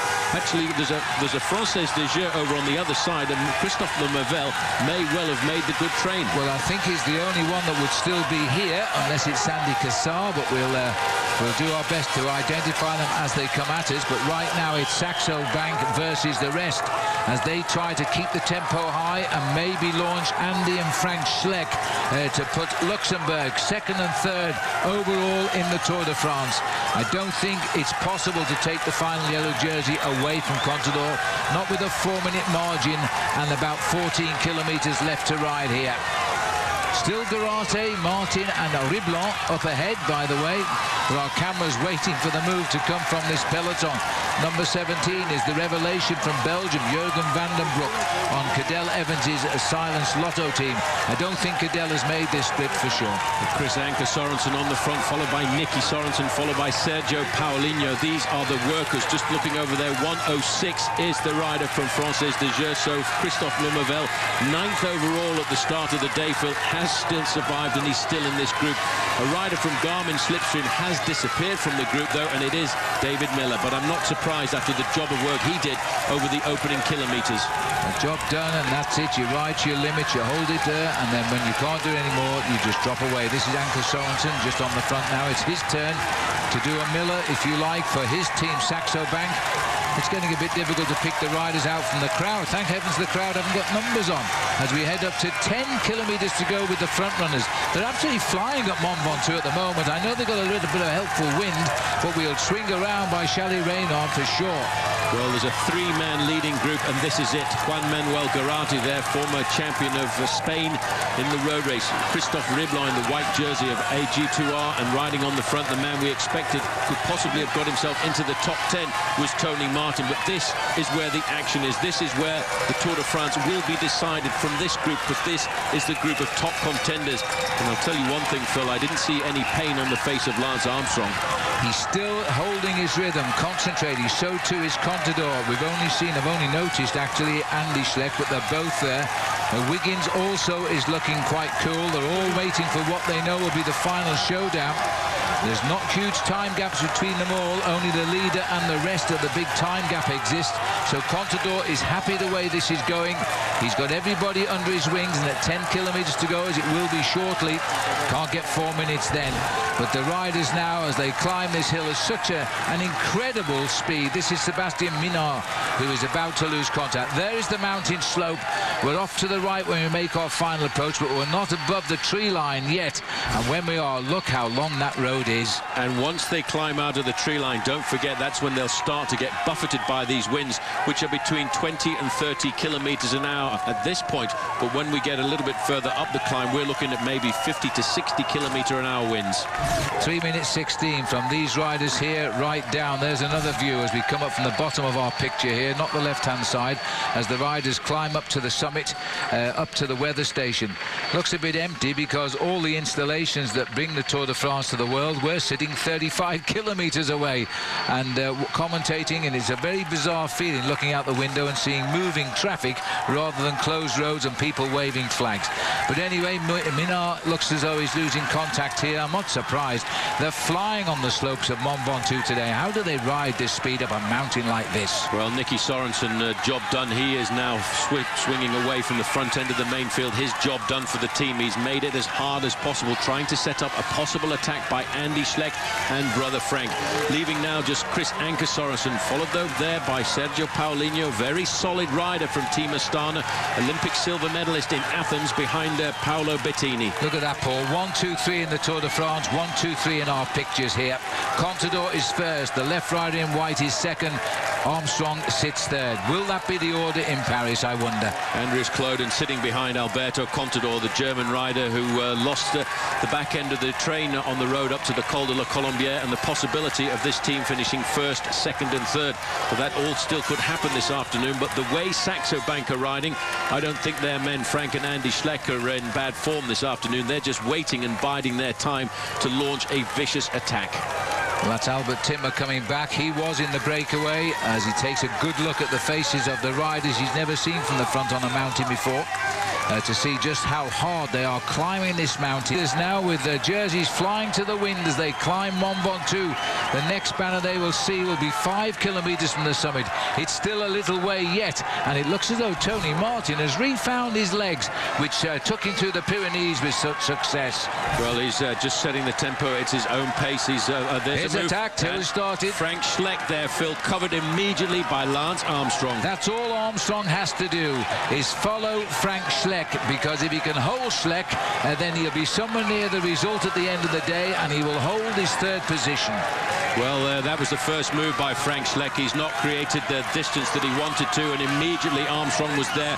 Armstrong this afternoon, Phil, will ride his own race. He said so much this morning. He will stay on the wheel of Frank Schleck and make sure that he keeps there in third. Another acceleration by Schleck. He's almost playing with Lance Armstrong. Armstrong just says, keep doing that and I'll keep following. We're still in the trees here as we climb towards Charlie Reynard, and then the riders will turn to their left. Contador has just made sure everything is in order. He's got Andy Schleck just behind. Lemervel is in the spot of bother here as Pelazzotti pedals back up to the group. So Lemervel could be losing his 9th place in favour of Astolosa. Look at the face of Armstrong there. He's just telling Frank, you ain't going nowhere this afternoon, mate, because I'm going to stick all over your back wheel. But his teammate and brother is coming forward. Now, if Andy Schleck attacks, that's going to be a different story. Will it be a savage acceleration from the man in white? He's checking over his shoulder. Contador's got him under his wing. It's his job to try and follow Andy. These two great youngsters from Luxembourg, Andy and Frank, are hitting them one-on-one. And these boys knew it had to be this way, because they don't just want to be on the podium in France, in Paris. They want to be number one. Sliding backwards now, Sergio Paulinho. He's one of the team helpers on Team Astana. Christian van der Velde, he's done his job. Astrolosa too. Astrolosa slipping back. Franco Pelazzotti slipping back. There's probably only going to be the top 6 riders in the overall classification field left at the front. I did notice that Vincenzo Nibali is in there as well for Team Liquigas in the green. Yes, there's Nibali. So we're left with the stars of this year's Tour de France, the last mountain of the Tour de France. They go shoulder to shoulder. They will throw every punch they've got left in the Tour now, and the result will be the final shuffling of the classification. Bradley Wiggins is hooked up at the back of this group as the white jersey, second in the Tour de France, goes again. Contador, he just sits there and plays the tango. He's not in any difficulty whatsoever. This is the toughest part of the climb. Well, there's a lot more tough stuff to come a little bit further up, but they are looking out of the acceleration. Schleck and Contador have got the gap that they want, first and second overall, but this is not really what Andy Schleck is looking for. He's looking to try and gap his brother. Now watch for a move, and it's Lance Armstrong coming. Lance Armstrong has said, now that's interesting. I thought he would wait for Frank to make the move. It's almost as if Andy is inviting his brother to join him, but he's got a shock now because he's inviting Lance Armstrong, who is also being shadowed by Frank. Nibali has joined in as well. Now Wiggins is still there too. And notice that Alberto Contador is doing nothing at all to set the pace-making with Andy Schleck. He's sitting and biding his time. He has absolutely no reason at all, Phil, to attack. Samuel Dumoulin has been caught and dropped from the front group as well. This is the race for the final jersey in the Tour de France now. White versus yellow. Nibali sits 7th overall as he holds it there. The riders slide away. This is William Bonnet. He was part of the lead group as well. He's gone. The King of the Mountains looks as though he's gone, as well as all of the riders crack here. This is Andreas Kloden. Is he in trouble? If he is, he could be losing his place overall. In front of him is Roman Kreuziger. You know, you mustn't push yourself into the red zone on a climb like this. You've got to conserve, because we've got still 11 kilometers to get to the summit of this climb, and Armstrong is still in contact, but so too is Bradley Wiggins.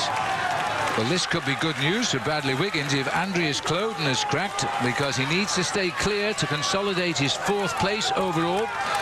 To have a go at Armstrong, he will have to wait a little bit longer, but at the moment Bradley Wiggins is having a very good ascent here. Well, as we look here, the sun now directly over the top of the riders. I hope you're enjoying this 1-hour commercial free brought to you by Chrysler as we head towards the end of the last big mountain, Mont Ventoux.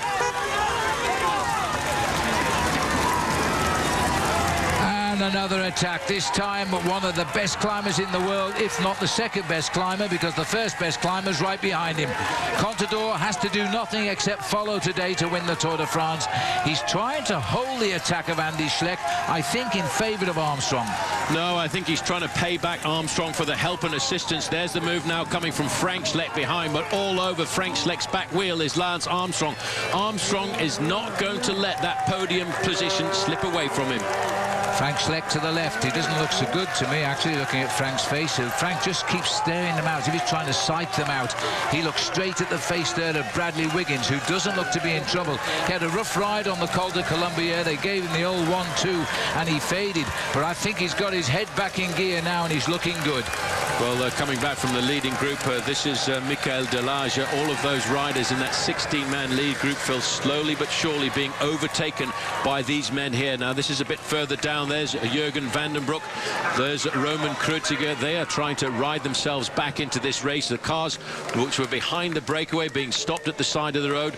Armstrong is riding a superbly good defensive ride here, but I don't think, as you said, Phil, Frank Schleck, I don't think has got it in his legs this afternoon. His brother, though, certainly does have. He's trying to coax the best out of his brother Frank here, Andy.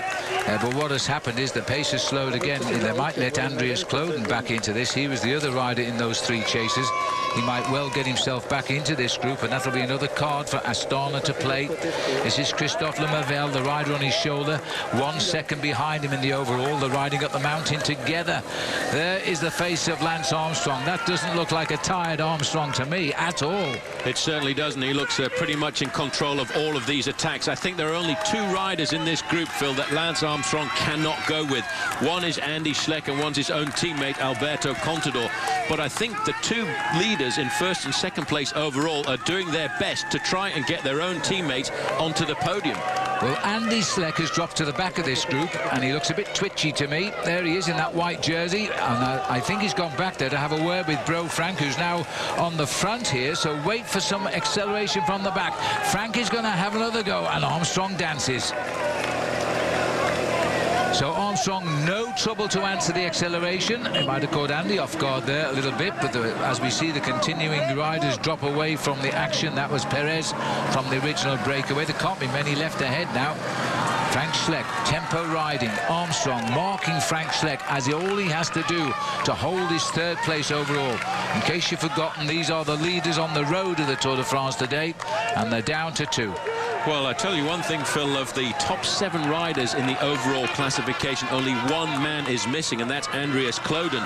And they're still throwing everything at each other. Armstrong there with a bottle, passes it to a spectator at the side of the road. That's a very valuable souvenir.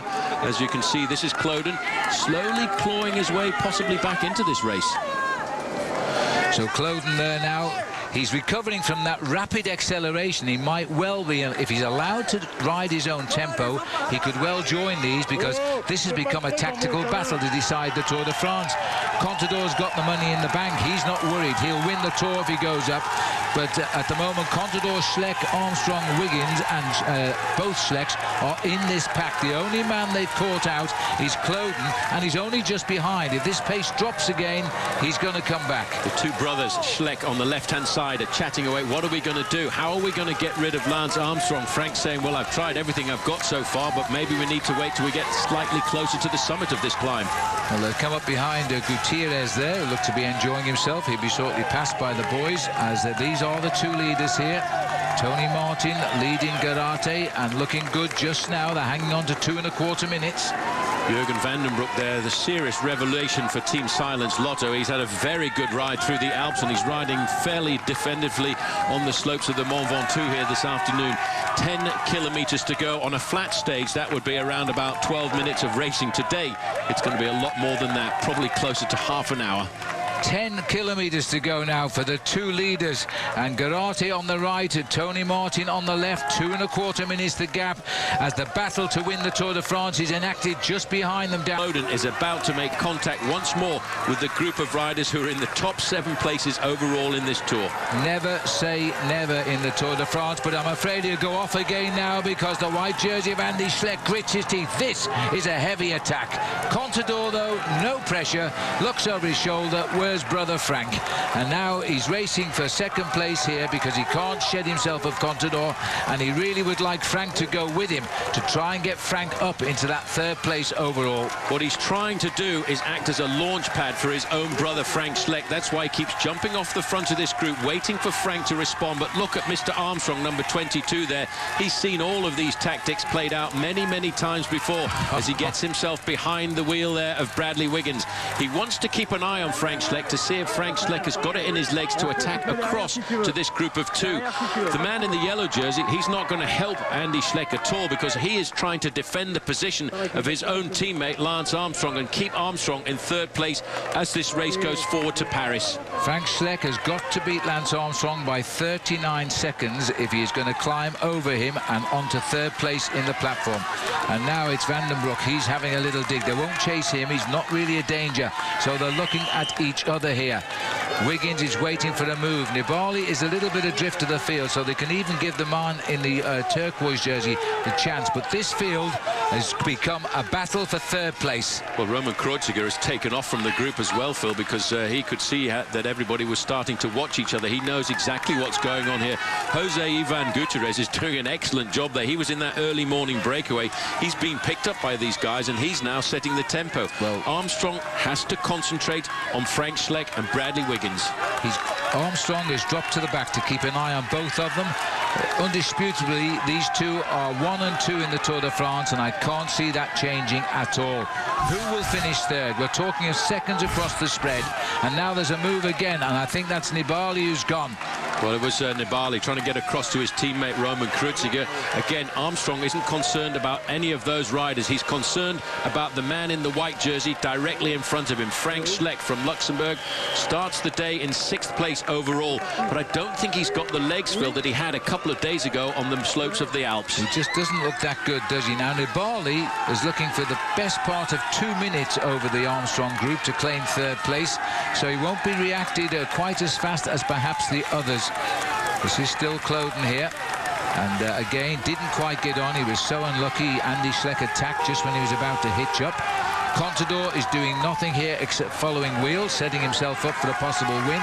The packs are splitting up. Contador and Schleck have gone ahead now. All the other boys are all together.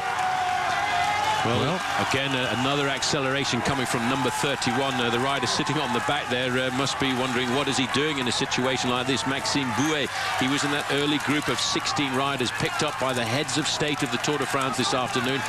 Look at the way Contador looks so fluid when he gets out of the saddle. He can respond to anything that Andy Schleck can throw at him this afternoon. Yes, there can't be many left up the front of that original 16-man group now. We seem to have caught quite a lot of them. We know we still have the 2 leaders up the front, which is Geraghty and Martin. And Christophe Riblon, who got dropped by the 2 leaders, is still up there as well. Here's we are with them now. This is Geraghty here, started all the action at the bottom of the climb. Tony Martin looking a little bit fatigued here, but he's only a young man, and he's looking at a great future in the Tour de France and in professional cycling. Further down, it looks for the moment at least, Bouet is going to hang on to these two, the yellow and white jersey of the Tour. Kreuziger and Vincenzo Nibali are together. Well, they were for a while anyway. This is why you have to be very careful, Phil, on the slopes of a climb like this. This is Nibali slipping backwards here because of the acceleration. And again, another recovery there. And this is a phenomenal move coming by Vincenzo Nibali, because he's riding himself across to the yellow jersey group. Well, he really put his head down. He went up, he caught Kreuziger, he's dropped him, and he's gone straight up now. This is an interesting scenario, because if Nibali gets around a minute 50 over Lance Armstrong, he'll be in third place in the Tour de France. So they've got to react to this one now. Well, I think they do. He started the day 7 minutes and 15 seconds behind Alberto Contador in the standings, and quite a way behind Andy Schleck too. He's the 2nd place rider in the best young rider classification, but here he could be moving himself into the top 5. Well, that's his move. He gets a minute 50. He'll move himself to 3rd overall in the race. I don't know whether there's time left. There's still 8 kilometres to climb to the top of Mont Ventoux. We'll change direction at Chaly-Reynard about 2 or 3 kilometres before we get there. Now, look, Wiggins has made a little bit of a move here as Lance got the energy to actually come through. Frank Schleck, it looks like it might be a good move here by Bradley Wiggins. Well, Wiggins has put the pressure on this group now. He knows he has to get rid of Lance Armstrong if he's going to leapfrog the Texan and get himself onto the podium. It was a good acceleration, but immediately was covered by number 23 there, Andreas Cloden, and Armstrong pulling himself back into the group to stay in contact. Well, Wiggins looks pretty composed. If you can ride to the front, you're feeling good. There's no doubt about that. He took a look over at Kreuziger, who's dropping away here. We've gone back up to the leader, Juan Manuel Geraghty. Rabobank could do with some results in this Tour de France, and this man would be a good winner at the summit. It's a minute 46 to the group Maillot Jaune, and then we're looking at 2 minutes and 6 seconds to Lance Armstrong's group.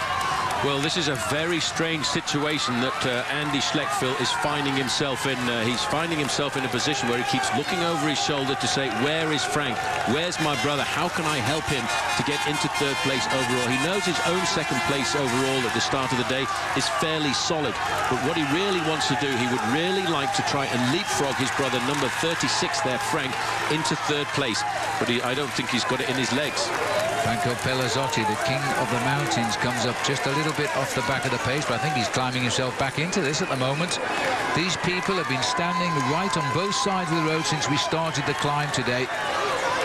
And this is Kreuziger, who's now falling away. Krzyzinski from the breakaway, sorry. Krzyzinski from the early break is now been joined by Pellizotti as we catch up with the maillot jaune here of Alberto Contador. Another acceleration from Andy Schleck, and again Contador just lifts the pace and goes with him. Seemingly no problems. Nibali quickly answers just about as the three are going again. In fact, Andy is using the motorbikes there as a target to try and chase them, but they get away from him. Well, it's their job to get out of the way. This battle, these accelerations remind me a little bit of the battlefield that we had up here in the year 2000 when Marco Pantani and Armstrong were going head-to-head, and the little Italian climber Pantani just kept accelerating and accelerating, trying to distance Armstrong, and he couldn't. And that seems to be exactly the same thing that's happening to Andy Schleck with Alberti 5. Well, the group is climbing back. There they are. They've got them in sight, and Schleck has waited for brother Frank to see if he can do anything for him and maybe attack with him towards the top. But look at this. Armstrong and Cloden have got control of this chase group again. They've just lifted the pace enough. They're going to be back alongside the white and yellow jerseys. Astana are running out as the team winners of the Tour as well. Look at the crowd here. This is Chaly Reynard now as the riders swing for the summit, and attacked by Pellizotti as the flag of the United Kingdom's on the road there. And they're there for Bradley Wiggins, and he's right here. Well, I tell you what, yesterday on the running towards the finish, Franco Pellizotti, Phil, that sat up with around about 20 kilometres to go. He was dropped on the final climb. Tactically, very clever. He didn't dig into his reserves yesterday to try and conserve something special for this afternoon, just in case there was some infighting with the top men in the overall classification. He leads the King of the Mountains classification, but he's a top bike rider, finished third in the Giro d'Italia, won himself a stage, and now he's maybe going to take advantage of the marking of the heads of state of this group. Well, I've never seen scenes like this on Mont Moto in my life.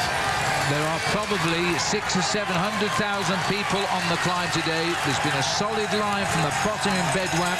Pellizotti knows he's not marked by the race, and he's trying to run away with the day's win, and that's a fitting result when you're King of the Mountains. But the battle for seconds in the podium in Paris is still here. Nobody will counter-maneuver Pellizotti. If he's got the legs to catch the other two, he could win this stage today.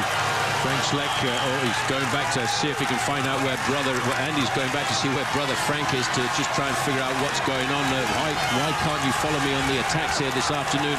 If you want to finish on the podium, mate, we've got to get clear as soon as possible.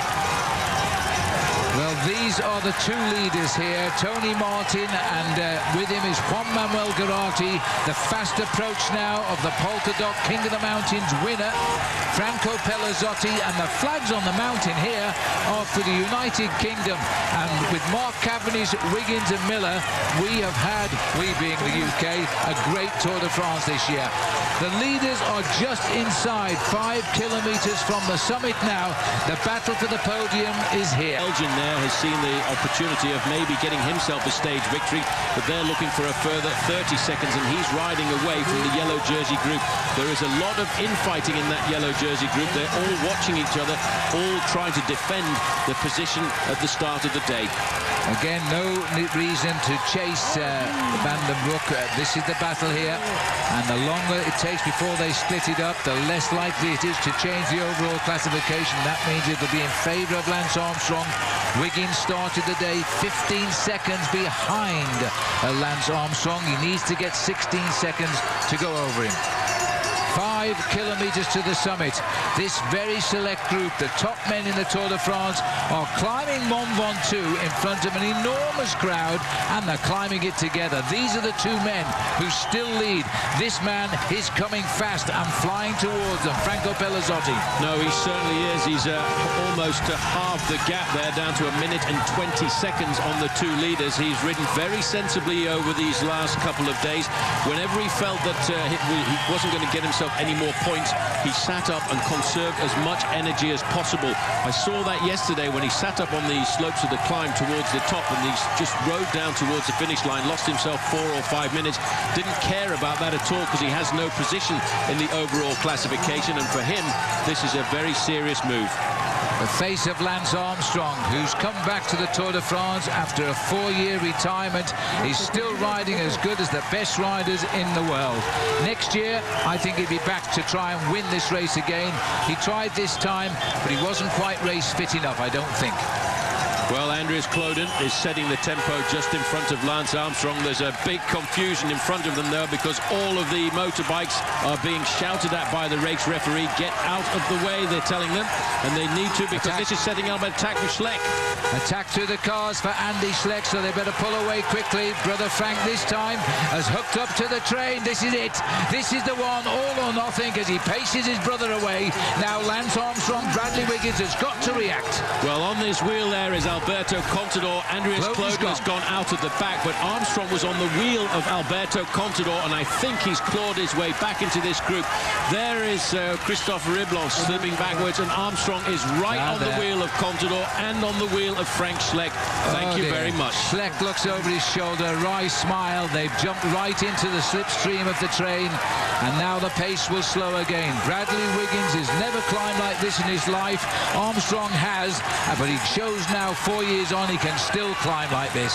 Looking over his shoulder, Frank cannot believe that Armstrong has responded. He probably can't believe that so too has Bradley Wiggins, because if he can get rid of Bradley Wiggins, this acceleration was taking advantage, Phil, of the motorbikes that were just in front. They were accusing Alberto Contador the other day of taking advantage of the motorbike. It's the bike riders' possibility to use the motorbikes. It's the motorbike's responsibility to get out of the way of the race. Well, that group with the yellow jersey is around about 4.1 kilometres from the summit. The leaders themselves are 3.3 kilometres now from the summit, and here they are, and they are very, very tired. Pelazzotti is coming, but he's not got them yet. Garate and Tony Martin, the heroes of a full day in the lead. Yes, there were 16 at one stage. These are of the brothers.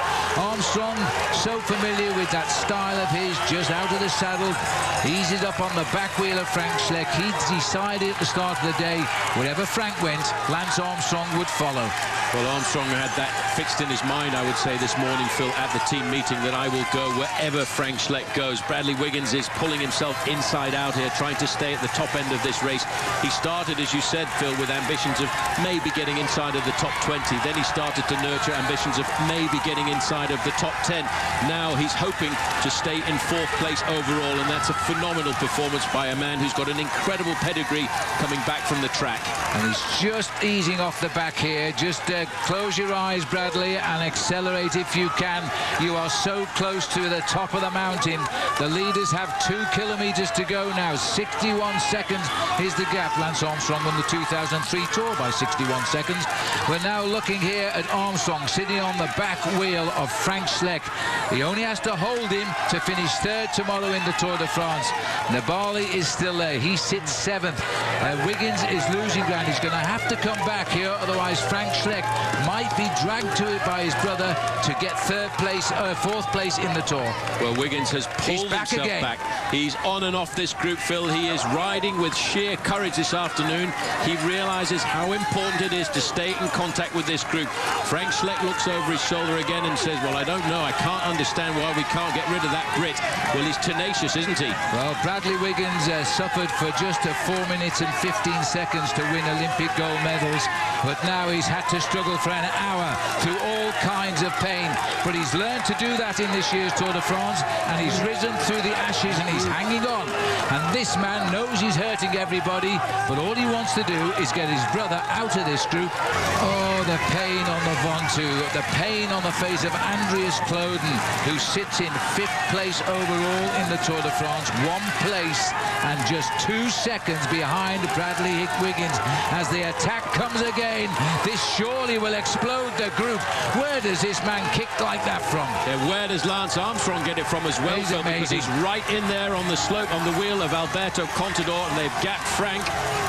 Well, they've gapped Frank and they've gapped Wiggins. So if they've gapped Frank, they're going to have to hang up here, because the first three riders in the overall classification of the Tour de France ride in front of our cameras now. The white jersey of Andy Schleck, the yellow jersey of Contador, the blue jersey of Lance Armstrong. They are together, and this is the way they will be on the podium tomorrow in Paris. Garate has gone. He sees and knows that there's a return coming from behind, and he's now thinking about the possibility of getting to the finish on his own. He's got 47 seconds over the yellow jersey group, and this is the move that he had to make if he's going to resolve the Tour de France of Team Rabobank. They've not had very much luck at all throughout the whole of this tour, and he could relinquish that today. Well, this will be the biggest win of his life if he stays away for a victory on Mont Ventoux. He's made his move at just on 1 kilometre to go. I'm not sure we'll see any banners now, because the wind is blowing them away. I think they're all in Marseille, quite honestly. As we look here now at the white jersey again. Oh, he's beginning to look as though he's getting tired, Paul, but what a rider. What a man. He has thrown every attack that he can at Alberto Contador and Lance Armstrong to try and dislodge Contador. He's not been able to do that at all. He's not been able to do that with Armstrong either. This is a little bit of a difficult moment for this man, and this is Vincenzo Nibali sliding backwards. It's also difficult for Brad Wiggins. He's coming back. I believe he's holding them in his sights. He's got to hold on. He can still hold his fourth place here. He just has to get himself into a rhythm that is comfortable, so he tries to limit his losses over this final 1.5 kilometres to the summit of the Mont Ventoux. Garate is holding on to 30 or 40 seconds over the yellow jersey group, and he may well start to nurture dreams of winning. Pelizzotti's at 22. Frank Schleck, who is up here, is 24 seconds he requires over Bradley Wiggins to take his fourth place off him. And Wiggins is just about holding them in sight, but that acceleration earlier by Schleck has almost brought them up here to Pelizzotti. Well, Pelizzotti looks over his shoulder. He's starting to learn why this climb is a climb that needs to be respected. It's a beast of a climb in the heart of Provence. Andy Schleck again out of the saddle. He really has had the legs this afternoon, but he's not been able to outfox and outwit Alberto Contador or Lance Armstrong.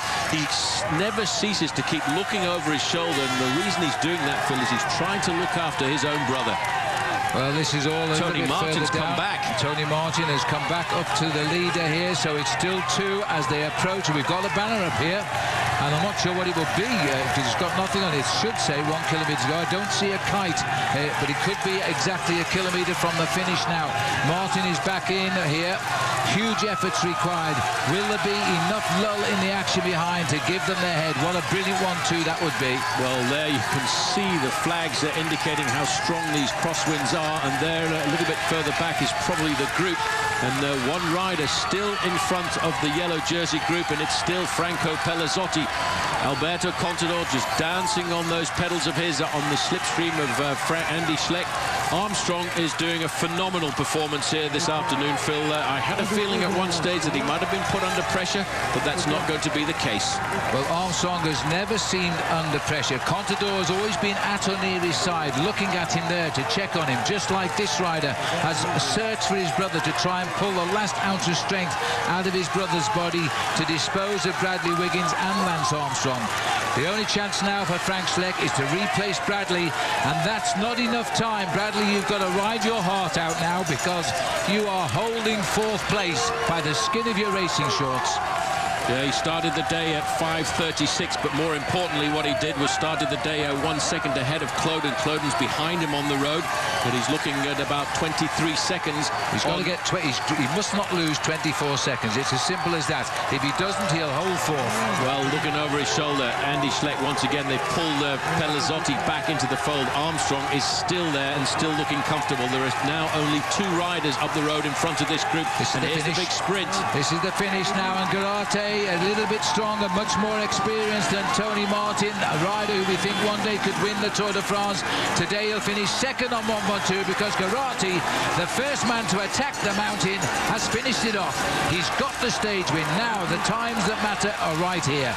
Well, Armstrong sitting there on the wheel of Andy Schleck, and he was on the defensive today. He knew he had to do a special performance to stay right at the top. And there, Phil, you're looking at first, second and third in the overall classification. Andy Schleck, Lance Armstrong and Alberto Contador. Well, this is a victory for Alberto Contador in the Tour de France now, as he follows the man in the white jersey. He might even try to take him, I'm not so sure.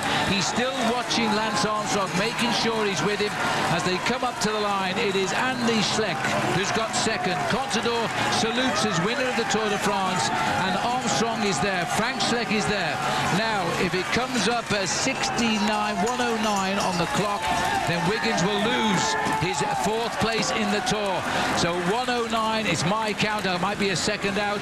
Watch out for Wiggins now. Can he get up here before that clock? Yes, he can. Well done, Bradley Wiggins. He pulled himself inside out there, Phil. Look at that man. He's pushed himself into the oxygen debt that took him to 3 Olympic gold medals just to hold on a little bit further down. These guys are trying to defend their positions in the top 10 in the overall classification. This is Christophe Lemaivel. Behind him, the American Christian van der Velde.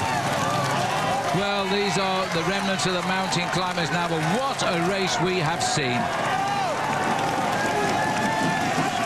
This is Vandenberg. Claude has lost a little bit of time here. He was coming up the mountain in 5th place in the overall. I think he might well stay in 6th place now. He'll have lost out to Frank Schleck. Maybe he's lost out to Nibali, but I don't think so. But the clock will decide, of course. But that was a desperate finish by Bradley Wiggins, and he'll hold on to his high finish in the Tour now. And this is the rider coming up, Christian van der Velde, his teammate, Wiggins' teammate, who finished 4th last year, and now it'll be Wiggins in that slot. Well, they've defended perfectly over the final few kilometres. They rode extremely well at Garmin to put their man Bradley Wiggins at the front end of the race as they started the climb.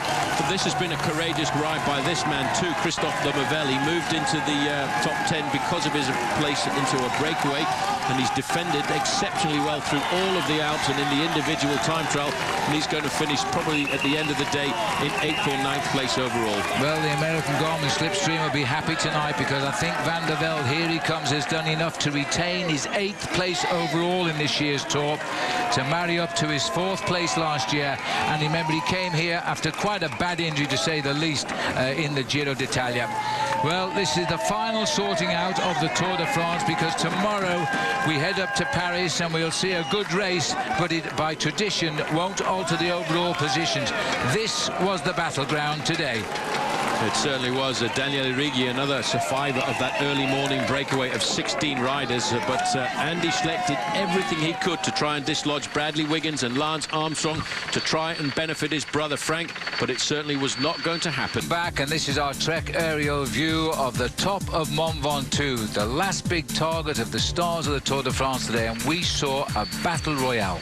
We certainly did. Andy Schleck was imperial, but he didn't get what he wanted on this day. He wanted, first of all, to try and gap Alberto Contador.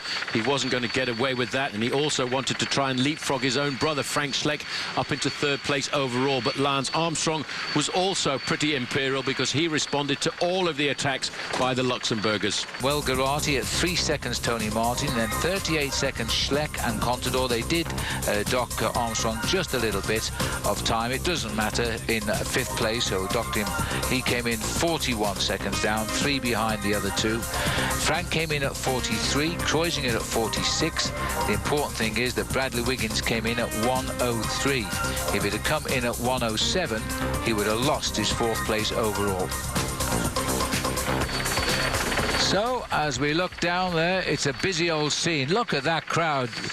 Hope they don't fall off the mountain. They're waiting for the presentations, as are we, so we'll take Garati. Well, you know, he hasn't won a race, Phil, since he won himself a mountain stage of the Giro d'Italia. He's a great climber. He's a former national champion of his country, but this has got to be one of the greatest victories that he has, because everybody wants to win on the slopes of the Mont Ventoux. It's legendary, and now his name will go down in the history books. And Rabobank have had such an unlucky Tour de France. Denis Menchoff, the winner of the Giro d'Italia, crashing so many times I've lost count. Finally get a stage win here, and so hopefully they've reversed their bad trend. There's the stage result. 3 seconds to breakaway partner Tony Martin. 164 kilometres up front today for those boys. Andy Schleck at 38, Conto the same time. Lance Armstrong docked 3 seconds, just came in a little bit off the back of the other 2. And I think we can go down for the yellow. Yes, there we are. He knows now, Paul. It'll be a day of honour tomorrow. That's his now. Well, he rode, I think, a very sensible race this afternoon. He had no reason at all to go out onto the attack. He just needed to defend. He needed to make sure that he could cover all of the moves by Andy Schleck, because he knew that they would come. And I lost count of how many times the man from Luxembourg actually attacked him, but it was probably close to 10. Well, let's have a look at our Hampton Hotels overall standings with a day to go. Contador leads. There's no change, really. Lance has lost just those 3 seconds. 4:11 to Schleck. 5:24 now to Armstrong. 6:01 to Bradley Wiggins. And look how close Frank Schleck got. 3 seconds of taking Bradley Wiggins' 4th place off him. Andries Kloosen goes down from 5th to 6th. Nibali holds 7th. Van der Velde, a brilliant result for Christian, I think. He holds 8th.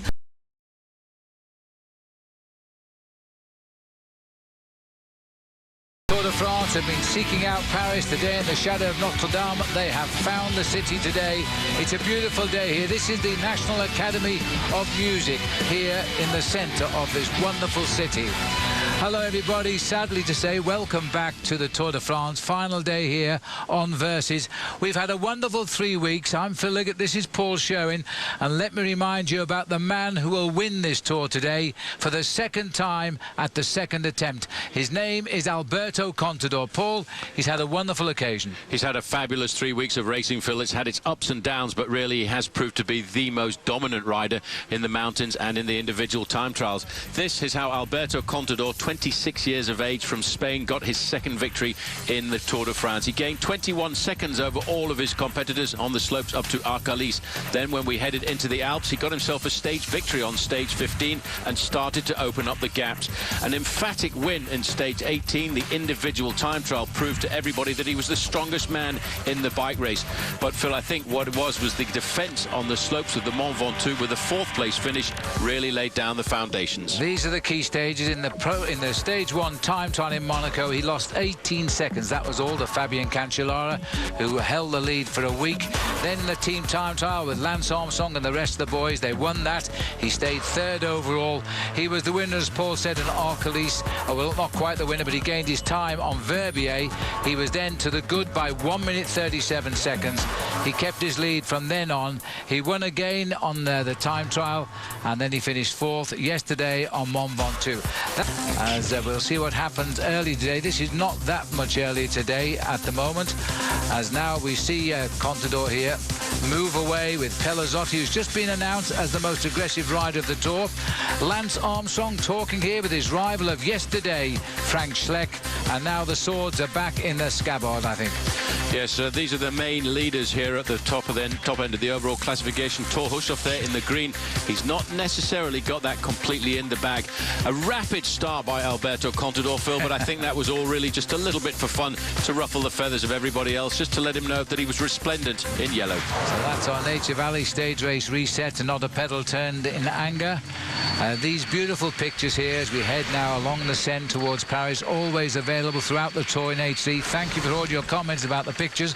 If you haven't got HD, you're missing out. Please go out and work out how you can have it. A lovely sunny day towards Paris today, 79 degrees Fahrenheit, just a slight wind. You could say this is a perfect day to end the Tour de France this year. And quite a lot of people have made Paris on this occasion too. Of the 180, 156 come home. Sadly, some left along the way with broken bones, and 6 of the teams are still intact with all 9 riders. These guys are on the pulse today. Shouldn't be getting too high till they hit the slopes of the Champs-Élysées. Sorensen, Grabst and Van Borg. All right, let's pick him out. There he is. They're talking here to Mikel Astalota in the national tongue of Spain. And at the moment, it's the start we expected. Everybody making friends now after 3 weeks of attacking one another in the mountains. Over on the far side there, George Hincapie making his way to Paris for the 13th time in his 14th Tour de France. He'd abandoned the first tour that he rode, but that was because he was pulled out by team orders. He was considered just a little bit too young to drag his body through the final week. As always, As always, I was going to say, Phil, on the final day of the Champs-Élysées, it's a little bit of a promenade before the riders actually get onto the hallowed cobblestones of the Champs-Élysées, and that's when the race really begins in earnest. And from 30 to 35 kilometers an hour of the opening couple of hours of the race, all of a sudden, when they get onto the Champs-Élysées, it's straight up to 50 kilometers an hour, and the race is full on. Well, as we've seen all the way around, the farmers here paying due homage to the Tour de France. It passes through their area of their fields. We'll take our first break. The final stage of the Tour de France. And some of the other mountain stages too, and people are tipping him to be the next big top French climber. We're just moving across here, Phil, to have a quick look at the stronghold of Epoisses. And this is actually quite an interesting farm. It's a medieval farm, and it's one of the finest models of medieval farm structure architecture that you can find in this area. It's almost a fortress, but basically it started its life as a farmhouse. Well, one thing that we have found over these last 3 weeks, many of you do watch the Tour de France, not just for the cycling, but for a real inside view of what is an amazing, ubiquitous countryside around France, with the effects throughout history of the various nations who've been in, taken over, been blown out again. France is a wonderful country. And funnily enough, away from the heavy roads of France, they do have a wonderful freeway system. Then you are into a beautiful countryside for cycling. Now, there's a little bit of history there, Paul. No, it certainly is. This is going to be the first time that a Japanese rider, in fact, 2 Japanese riders, are going to finish the Tour de France. Japanese riders have been here before, Phil, but these 2 guys are going to get themselves around the whole of this 3-week bike race and onto the Champs-Élysées, making a first for Japanese cycling. Well, congratulations to them as well. This is the number of David Miller, was briefly there. We're now looking at Frank Schleck. Let's have a little chat together here. Yes, the skilled Shimano rider, Beppi Fumiyuki, who's once on the same team as Lance Armstrong. He's had a very good period as a pro, and now he can go home and say he's completed in his first Tour de France. That's a great... Is Yukiya Arashiro, and I would have to say that really is very impressive. There was a Japanese rider started the Tour de France in 1996 for Team Polti, but he didn't make it the whole way round. Well, while they chat away, a little view of David Miller's radio there. Well, at the moment, Colombia are being given the task of sort it out yourselves because there's no help. But remember here, there are still other sprinters in this race who will try and profit. And it's on the last lap. We might see the body used as well as the legs. They're washed out as Team Colombia come by. But watch for Garmin Slipstream. Watch for the Rabobanks for Oscar Freire. Garmin will ride for Tyler Farrer now. Race situation inside of the Flamme Rouge, but that's the Flamme Rouge. When they come up to the finishing line, there will be 1 lap to go. 6.5 kilometers, 3 leaders, Jussi Väikkönen, Fabian Wegman and Fumiyuki Beppu of Japan and Skill Shimano. The main field is still under the control of the men in the black, yellow and white jersey of Columbia HTC. Jussi Väikkönen of Finland, Fabian Wegman of Germany, Fumiyuki Beppu of Japan. It's 3 against the rest now, and they've still got a manageable lead here. 10 seconds. They're going to hear the bell. That much ahead of the peloton. 10 seconds is nothing at all at these speeds, and these men now have just got to sacrifice themselves, because once they get caught, they will get blown out of the back, and they know that they've got to do a die effort here if they want to survive. 9 seconds. Slowly but surely, they're clawing it back 1 second at a time, and it's still the same team on the front end of the main field. But what's happening now is all the other sprinters are starting to queue up behind Mark Cavendish. There is the bell. It is 1 lap to go to the end of the Tour de France. They go through these 3 riders with a 9 seconds advantage. Only 3 survivors of 7. It is Beppu, Fumiyuki Beppu, Fabian Wegman, Jussi Väikkönen, and the Tour de France is after them. Well, there you can see Kim Kirken is the rider on the front for Luxembourg, and Colombia keeping the pace nice and high. A lot of confusion now starting to appear at the front end of the line there for Columbia HTC, because other teams are getting themselves involved in the organisation. It's still 10 seconds. It's Jussi Väikkönen of Finland who's doing the pacemaking. Following him is Fumiyuki Beppu of Japan and Skill Shimano, but he takes over the pacemaking now, just trying to survive off the front end of this chasing pack. These three boys, for the thick end of 7 laps of the Champs-Élysées, have given it their all now. Is the firepower still there from Columbia HTC? They've got to close it down so they can reorganize for the sprint. On the left now, there's the move by Garmin Slipstream coming through, and there's also the move from the French Bouygues Telecom team for William Bonnet. Well, there's a move there. This is what they had to do. You can see the acceleration coming over there. That looks like a move by David Miller. This is interesting because Garmin Slipstream have tried for 3 weeks how to outwit Mark Cavendish. Everything they've tried has failed. Now they're trying to do something different. Well, this is a move now from Cees d'Epargne. They're thinking about their sprinter, of course, Phil, and that is the Manuel Rojas, who has been very rapid. The race is really starting to wear out. They've just... They're in the main field. It's all over. Their counter-attacks, in fact, from Garmin Slipstream, as they try to reposition, has swept the leaders away. So, with half a lap left of the Tour de France on the streets of the centre of Paris, the scene is now set for victory number 6 to take the full broadside of the other riders around him. They've got the organisation. Van der Velde did a massive turn there of about 1.5 kilometres. There's Farah on the wheel of Julian Dean. Dean is his lead-out man. Now it's up to David Miller on the front, and he knows how to turn this, but he's got to keep it going for at least 1.5 kilometres at this kind of speed to stop his sprinter from getting swamped. They need David Miller and his famous long turns now, because they've got to the front maybe just a shade too early with only 3 riders, because the other one is fading fast now. 2 riders to take Tyler Farah to the line. They might run out of steam here, but Miller's gone into the tunnel.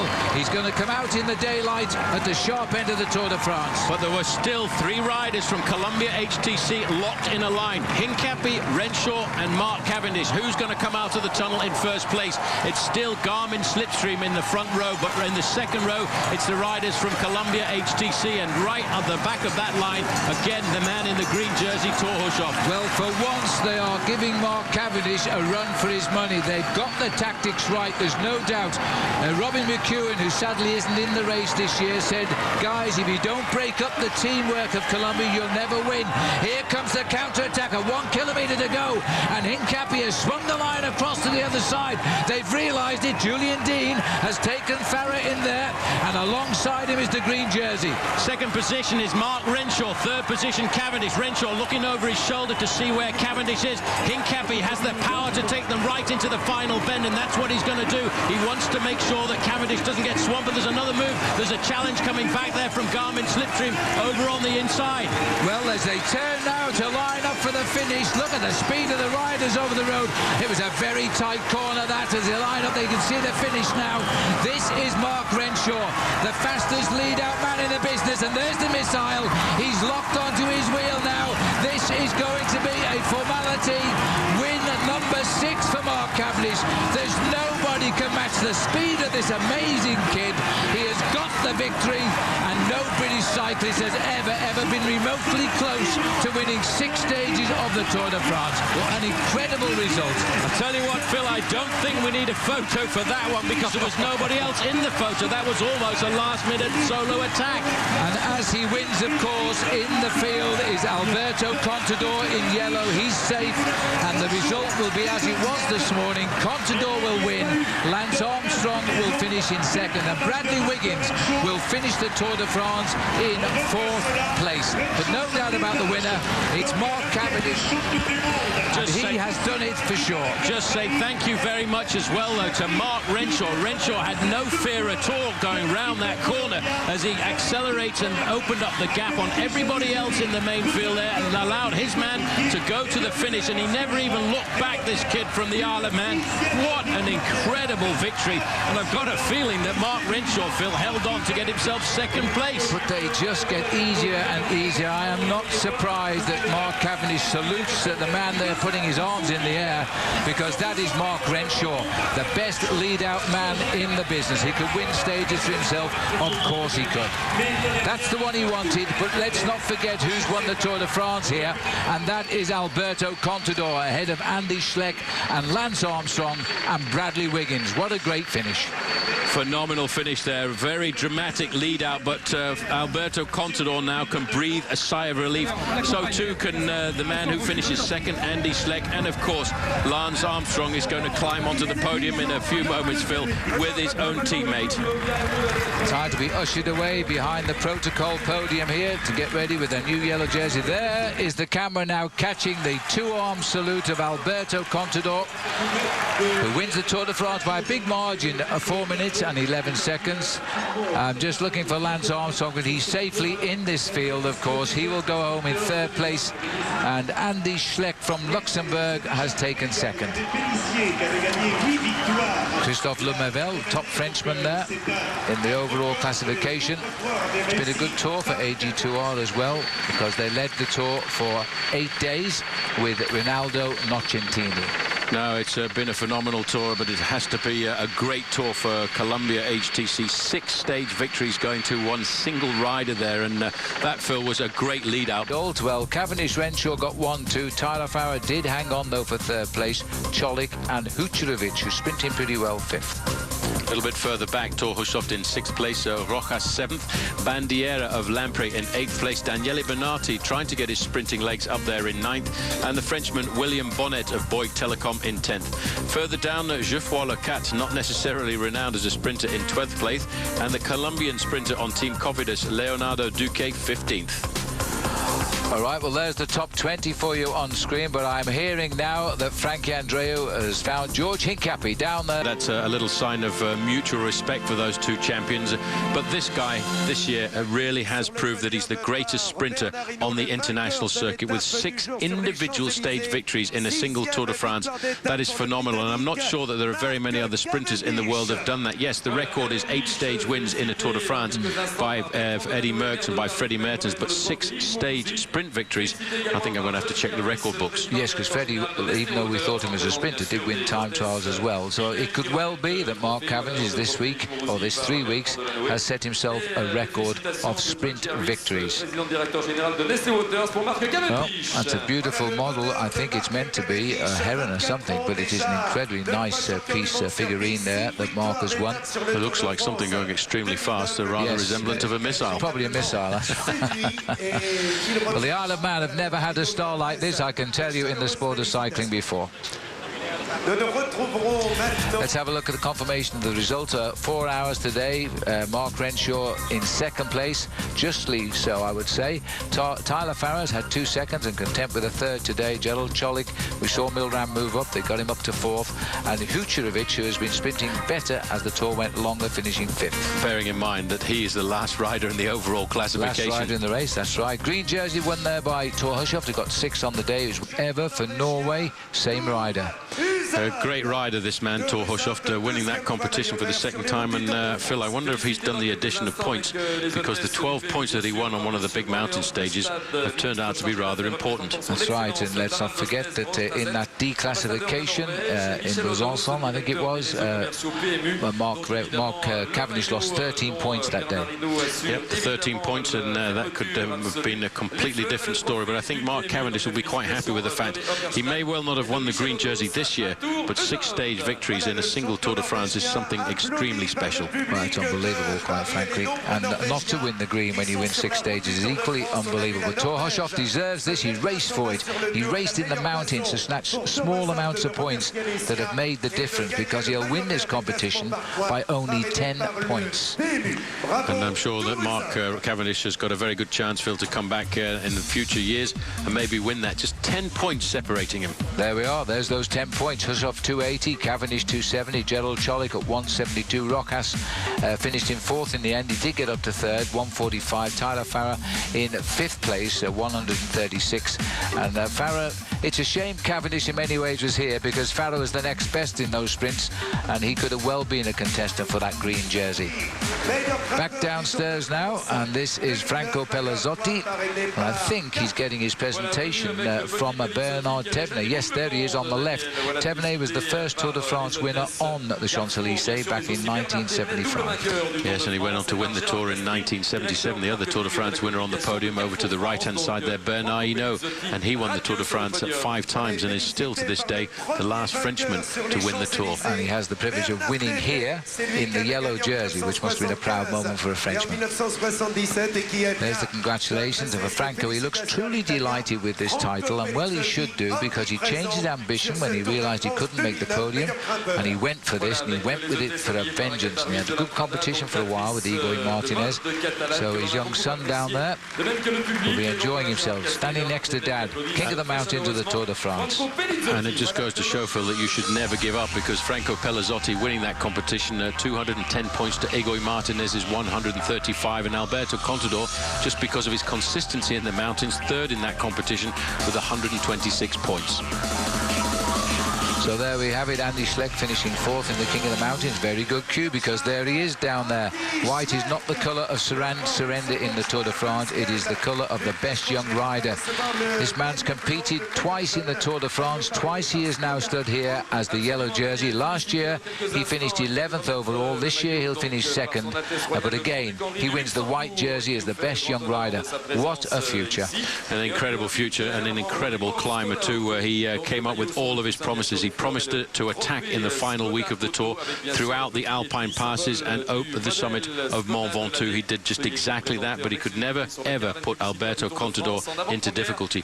But as he gets a little bit older, as he starts to mature, he's going to mature as a time trialist, and that's going to make him a serious contender to possibly winning the Tour de France at some time in the future. Well, he said today, in fact, that he intends to concentrate on his time trialing, and he's still young enough to come back and win the Tour. He believes in himself. He believes what people say when he can win the Tour de France, and he's taken a step closer now to that ambition.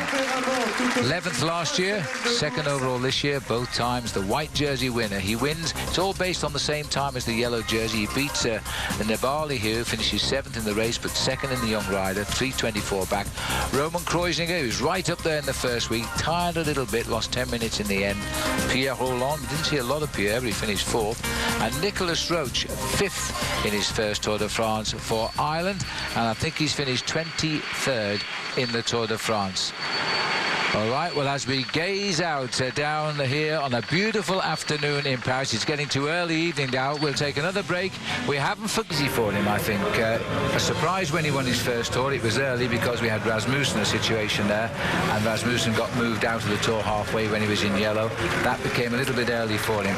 But Johan Bruyneel has always said he's the best climber in the world, and he's won the Tour of Spain, Tour of Italy, 2 Tours de France. Who's going to argue now? It's become somewhat of a tradition, hasn't it? Look at that hat right there. It's got the AC on the back, and it's got the 2 fingers, Paul. That's going to be a collector's item. It's definitely going to be a collector's item, but I think he was a lot prouder grabbing the yellow jersey the way he did in the race situation, rather than inheriting it as he did when he won the Tour de France in 2006 with the expulsion of Michael Rasmussen.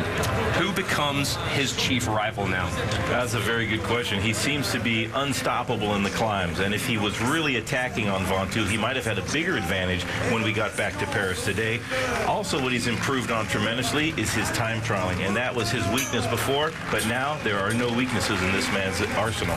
These are the final overall standings brought to you by Hampton Hotels. Contador changed the time gaps today. Andy Schleck finishes on the podium in 2nd place. Lance Armstrong, we continue to talk about what a great story and comeback it was for this American to finish on the podium. And again, Phil, Bradley Wiggins, what more could you to say? He left his heart and soul on the top of Ventoux yesterday to stay in 4th. Yes, he did. He's the highest placed Englishman of ever to finish a Tour de France in 4th. He equals the time and place of the Scotsman, Robert Miller, and Tommy Simpson would be really proud of Bradley Wiggins right now. Tommy finished 6th. We continue to roll through these Hampton Hotel overall standings. Andreas Kloden from Astana, a very solidly placed 7th. Christian Vande Velde, Paul, the Chicago native for Garmin Slipstream, came in with high hopes, but because of that injury beforehand, you have to be proud about that, don't you? Well, I think it's important to note that Christian Vande Velde came into this Tour de France on the back of an injury, and he recovered and rode extremely well. But once he saw that he had the possibility of getting a teammate, Bradley Wiggins, right up into a podium position, he changed around his mentality and ended up being a super domestique to be, as Phil said, a very proud moment, I think, for Lions to be up there in third position. I mean, it's almost unbelievable to leave a sport at the level that he left it for 3 years and come back and do this. He fought hard on Vantu to make sure he was on that podium in third place. There was never any doubt who was going to win. Contador is smiling now, and well he should. Andy Schleck might be the man to topple Contador in the years ahead, and he's ridden 2 tours. He was 11th last year, white jersey. This year, second, obviously the white jersey again. He's going to improve his time trial. He said so on our program, and if he improves his time trial, then he's the next Contador. Well, I was going to say, Bob, is that the only thing that Andy Schleck needs to work on? That is the one thing that he really lacks in his time trialing prowess. He can work on that. He needs to spend some time in the wind tunnel, perhaps, in the off-season. And also it's a question of concentration and being able to put it all out there for 40 to 50 kilometers by yourself against the clock. It's a very special discipline, and then I'm sure that Andy Schleck will continue to improve on that in the years to come. One other thing, Bob, maybe he needs to be just a little bit more selfish and not think about his brother, because trying to drag his brother into a podium position may well have cost him a couple of minutes in a race like this. And if he'd ridden for his own account without looking after the interests of Frank, it also could have been a slightly different ball game too. With all this talk, Phil, of the different teams that could or will come up next year, do the Schleck brothers stay at Saxo Bank? Does that core group stay the same? I would say so, yes. Don't forget there's another complication. The British are bringing their own Pro Tour team out next year, which has a lot of money behind it. Where are all these riders going to come from to make up these brand new teams? Super for the sport. The sport's in its strongest position. It has come through the drug scandals of the last 10 or 15 years, and now it's beginning to develop again. So I don't know. Riders have got to be careful. You've got to build a team. Armstrong was an expert at building a team, and there's been no team like the ones Armstrong has commanded. Now, Contador, I don't think, has the intelligence to build that team, and neither does the Schleck family. So I still think it's advantage Armstrong next year.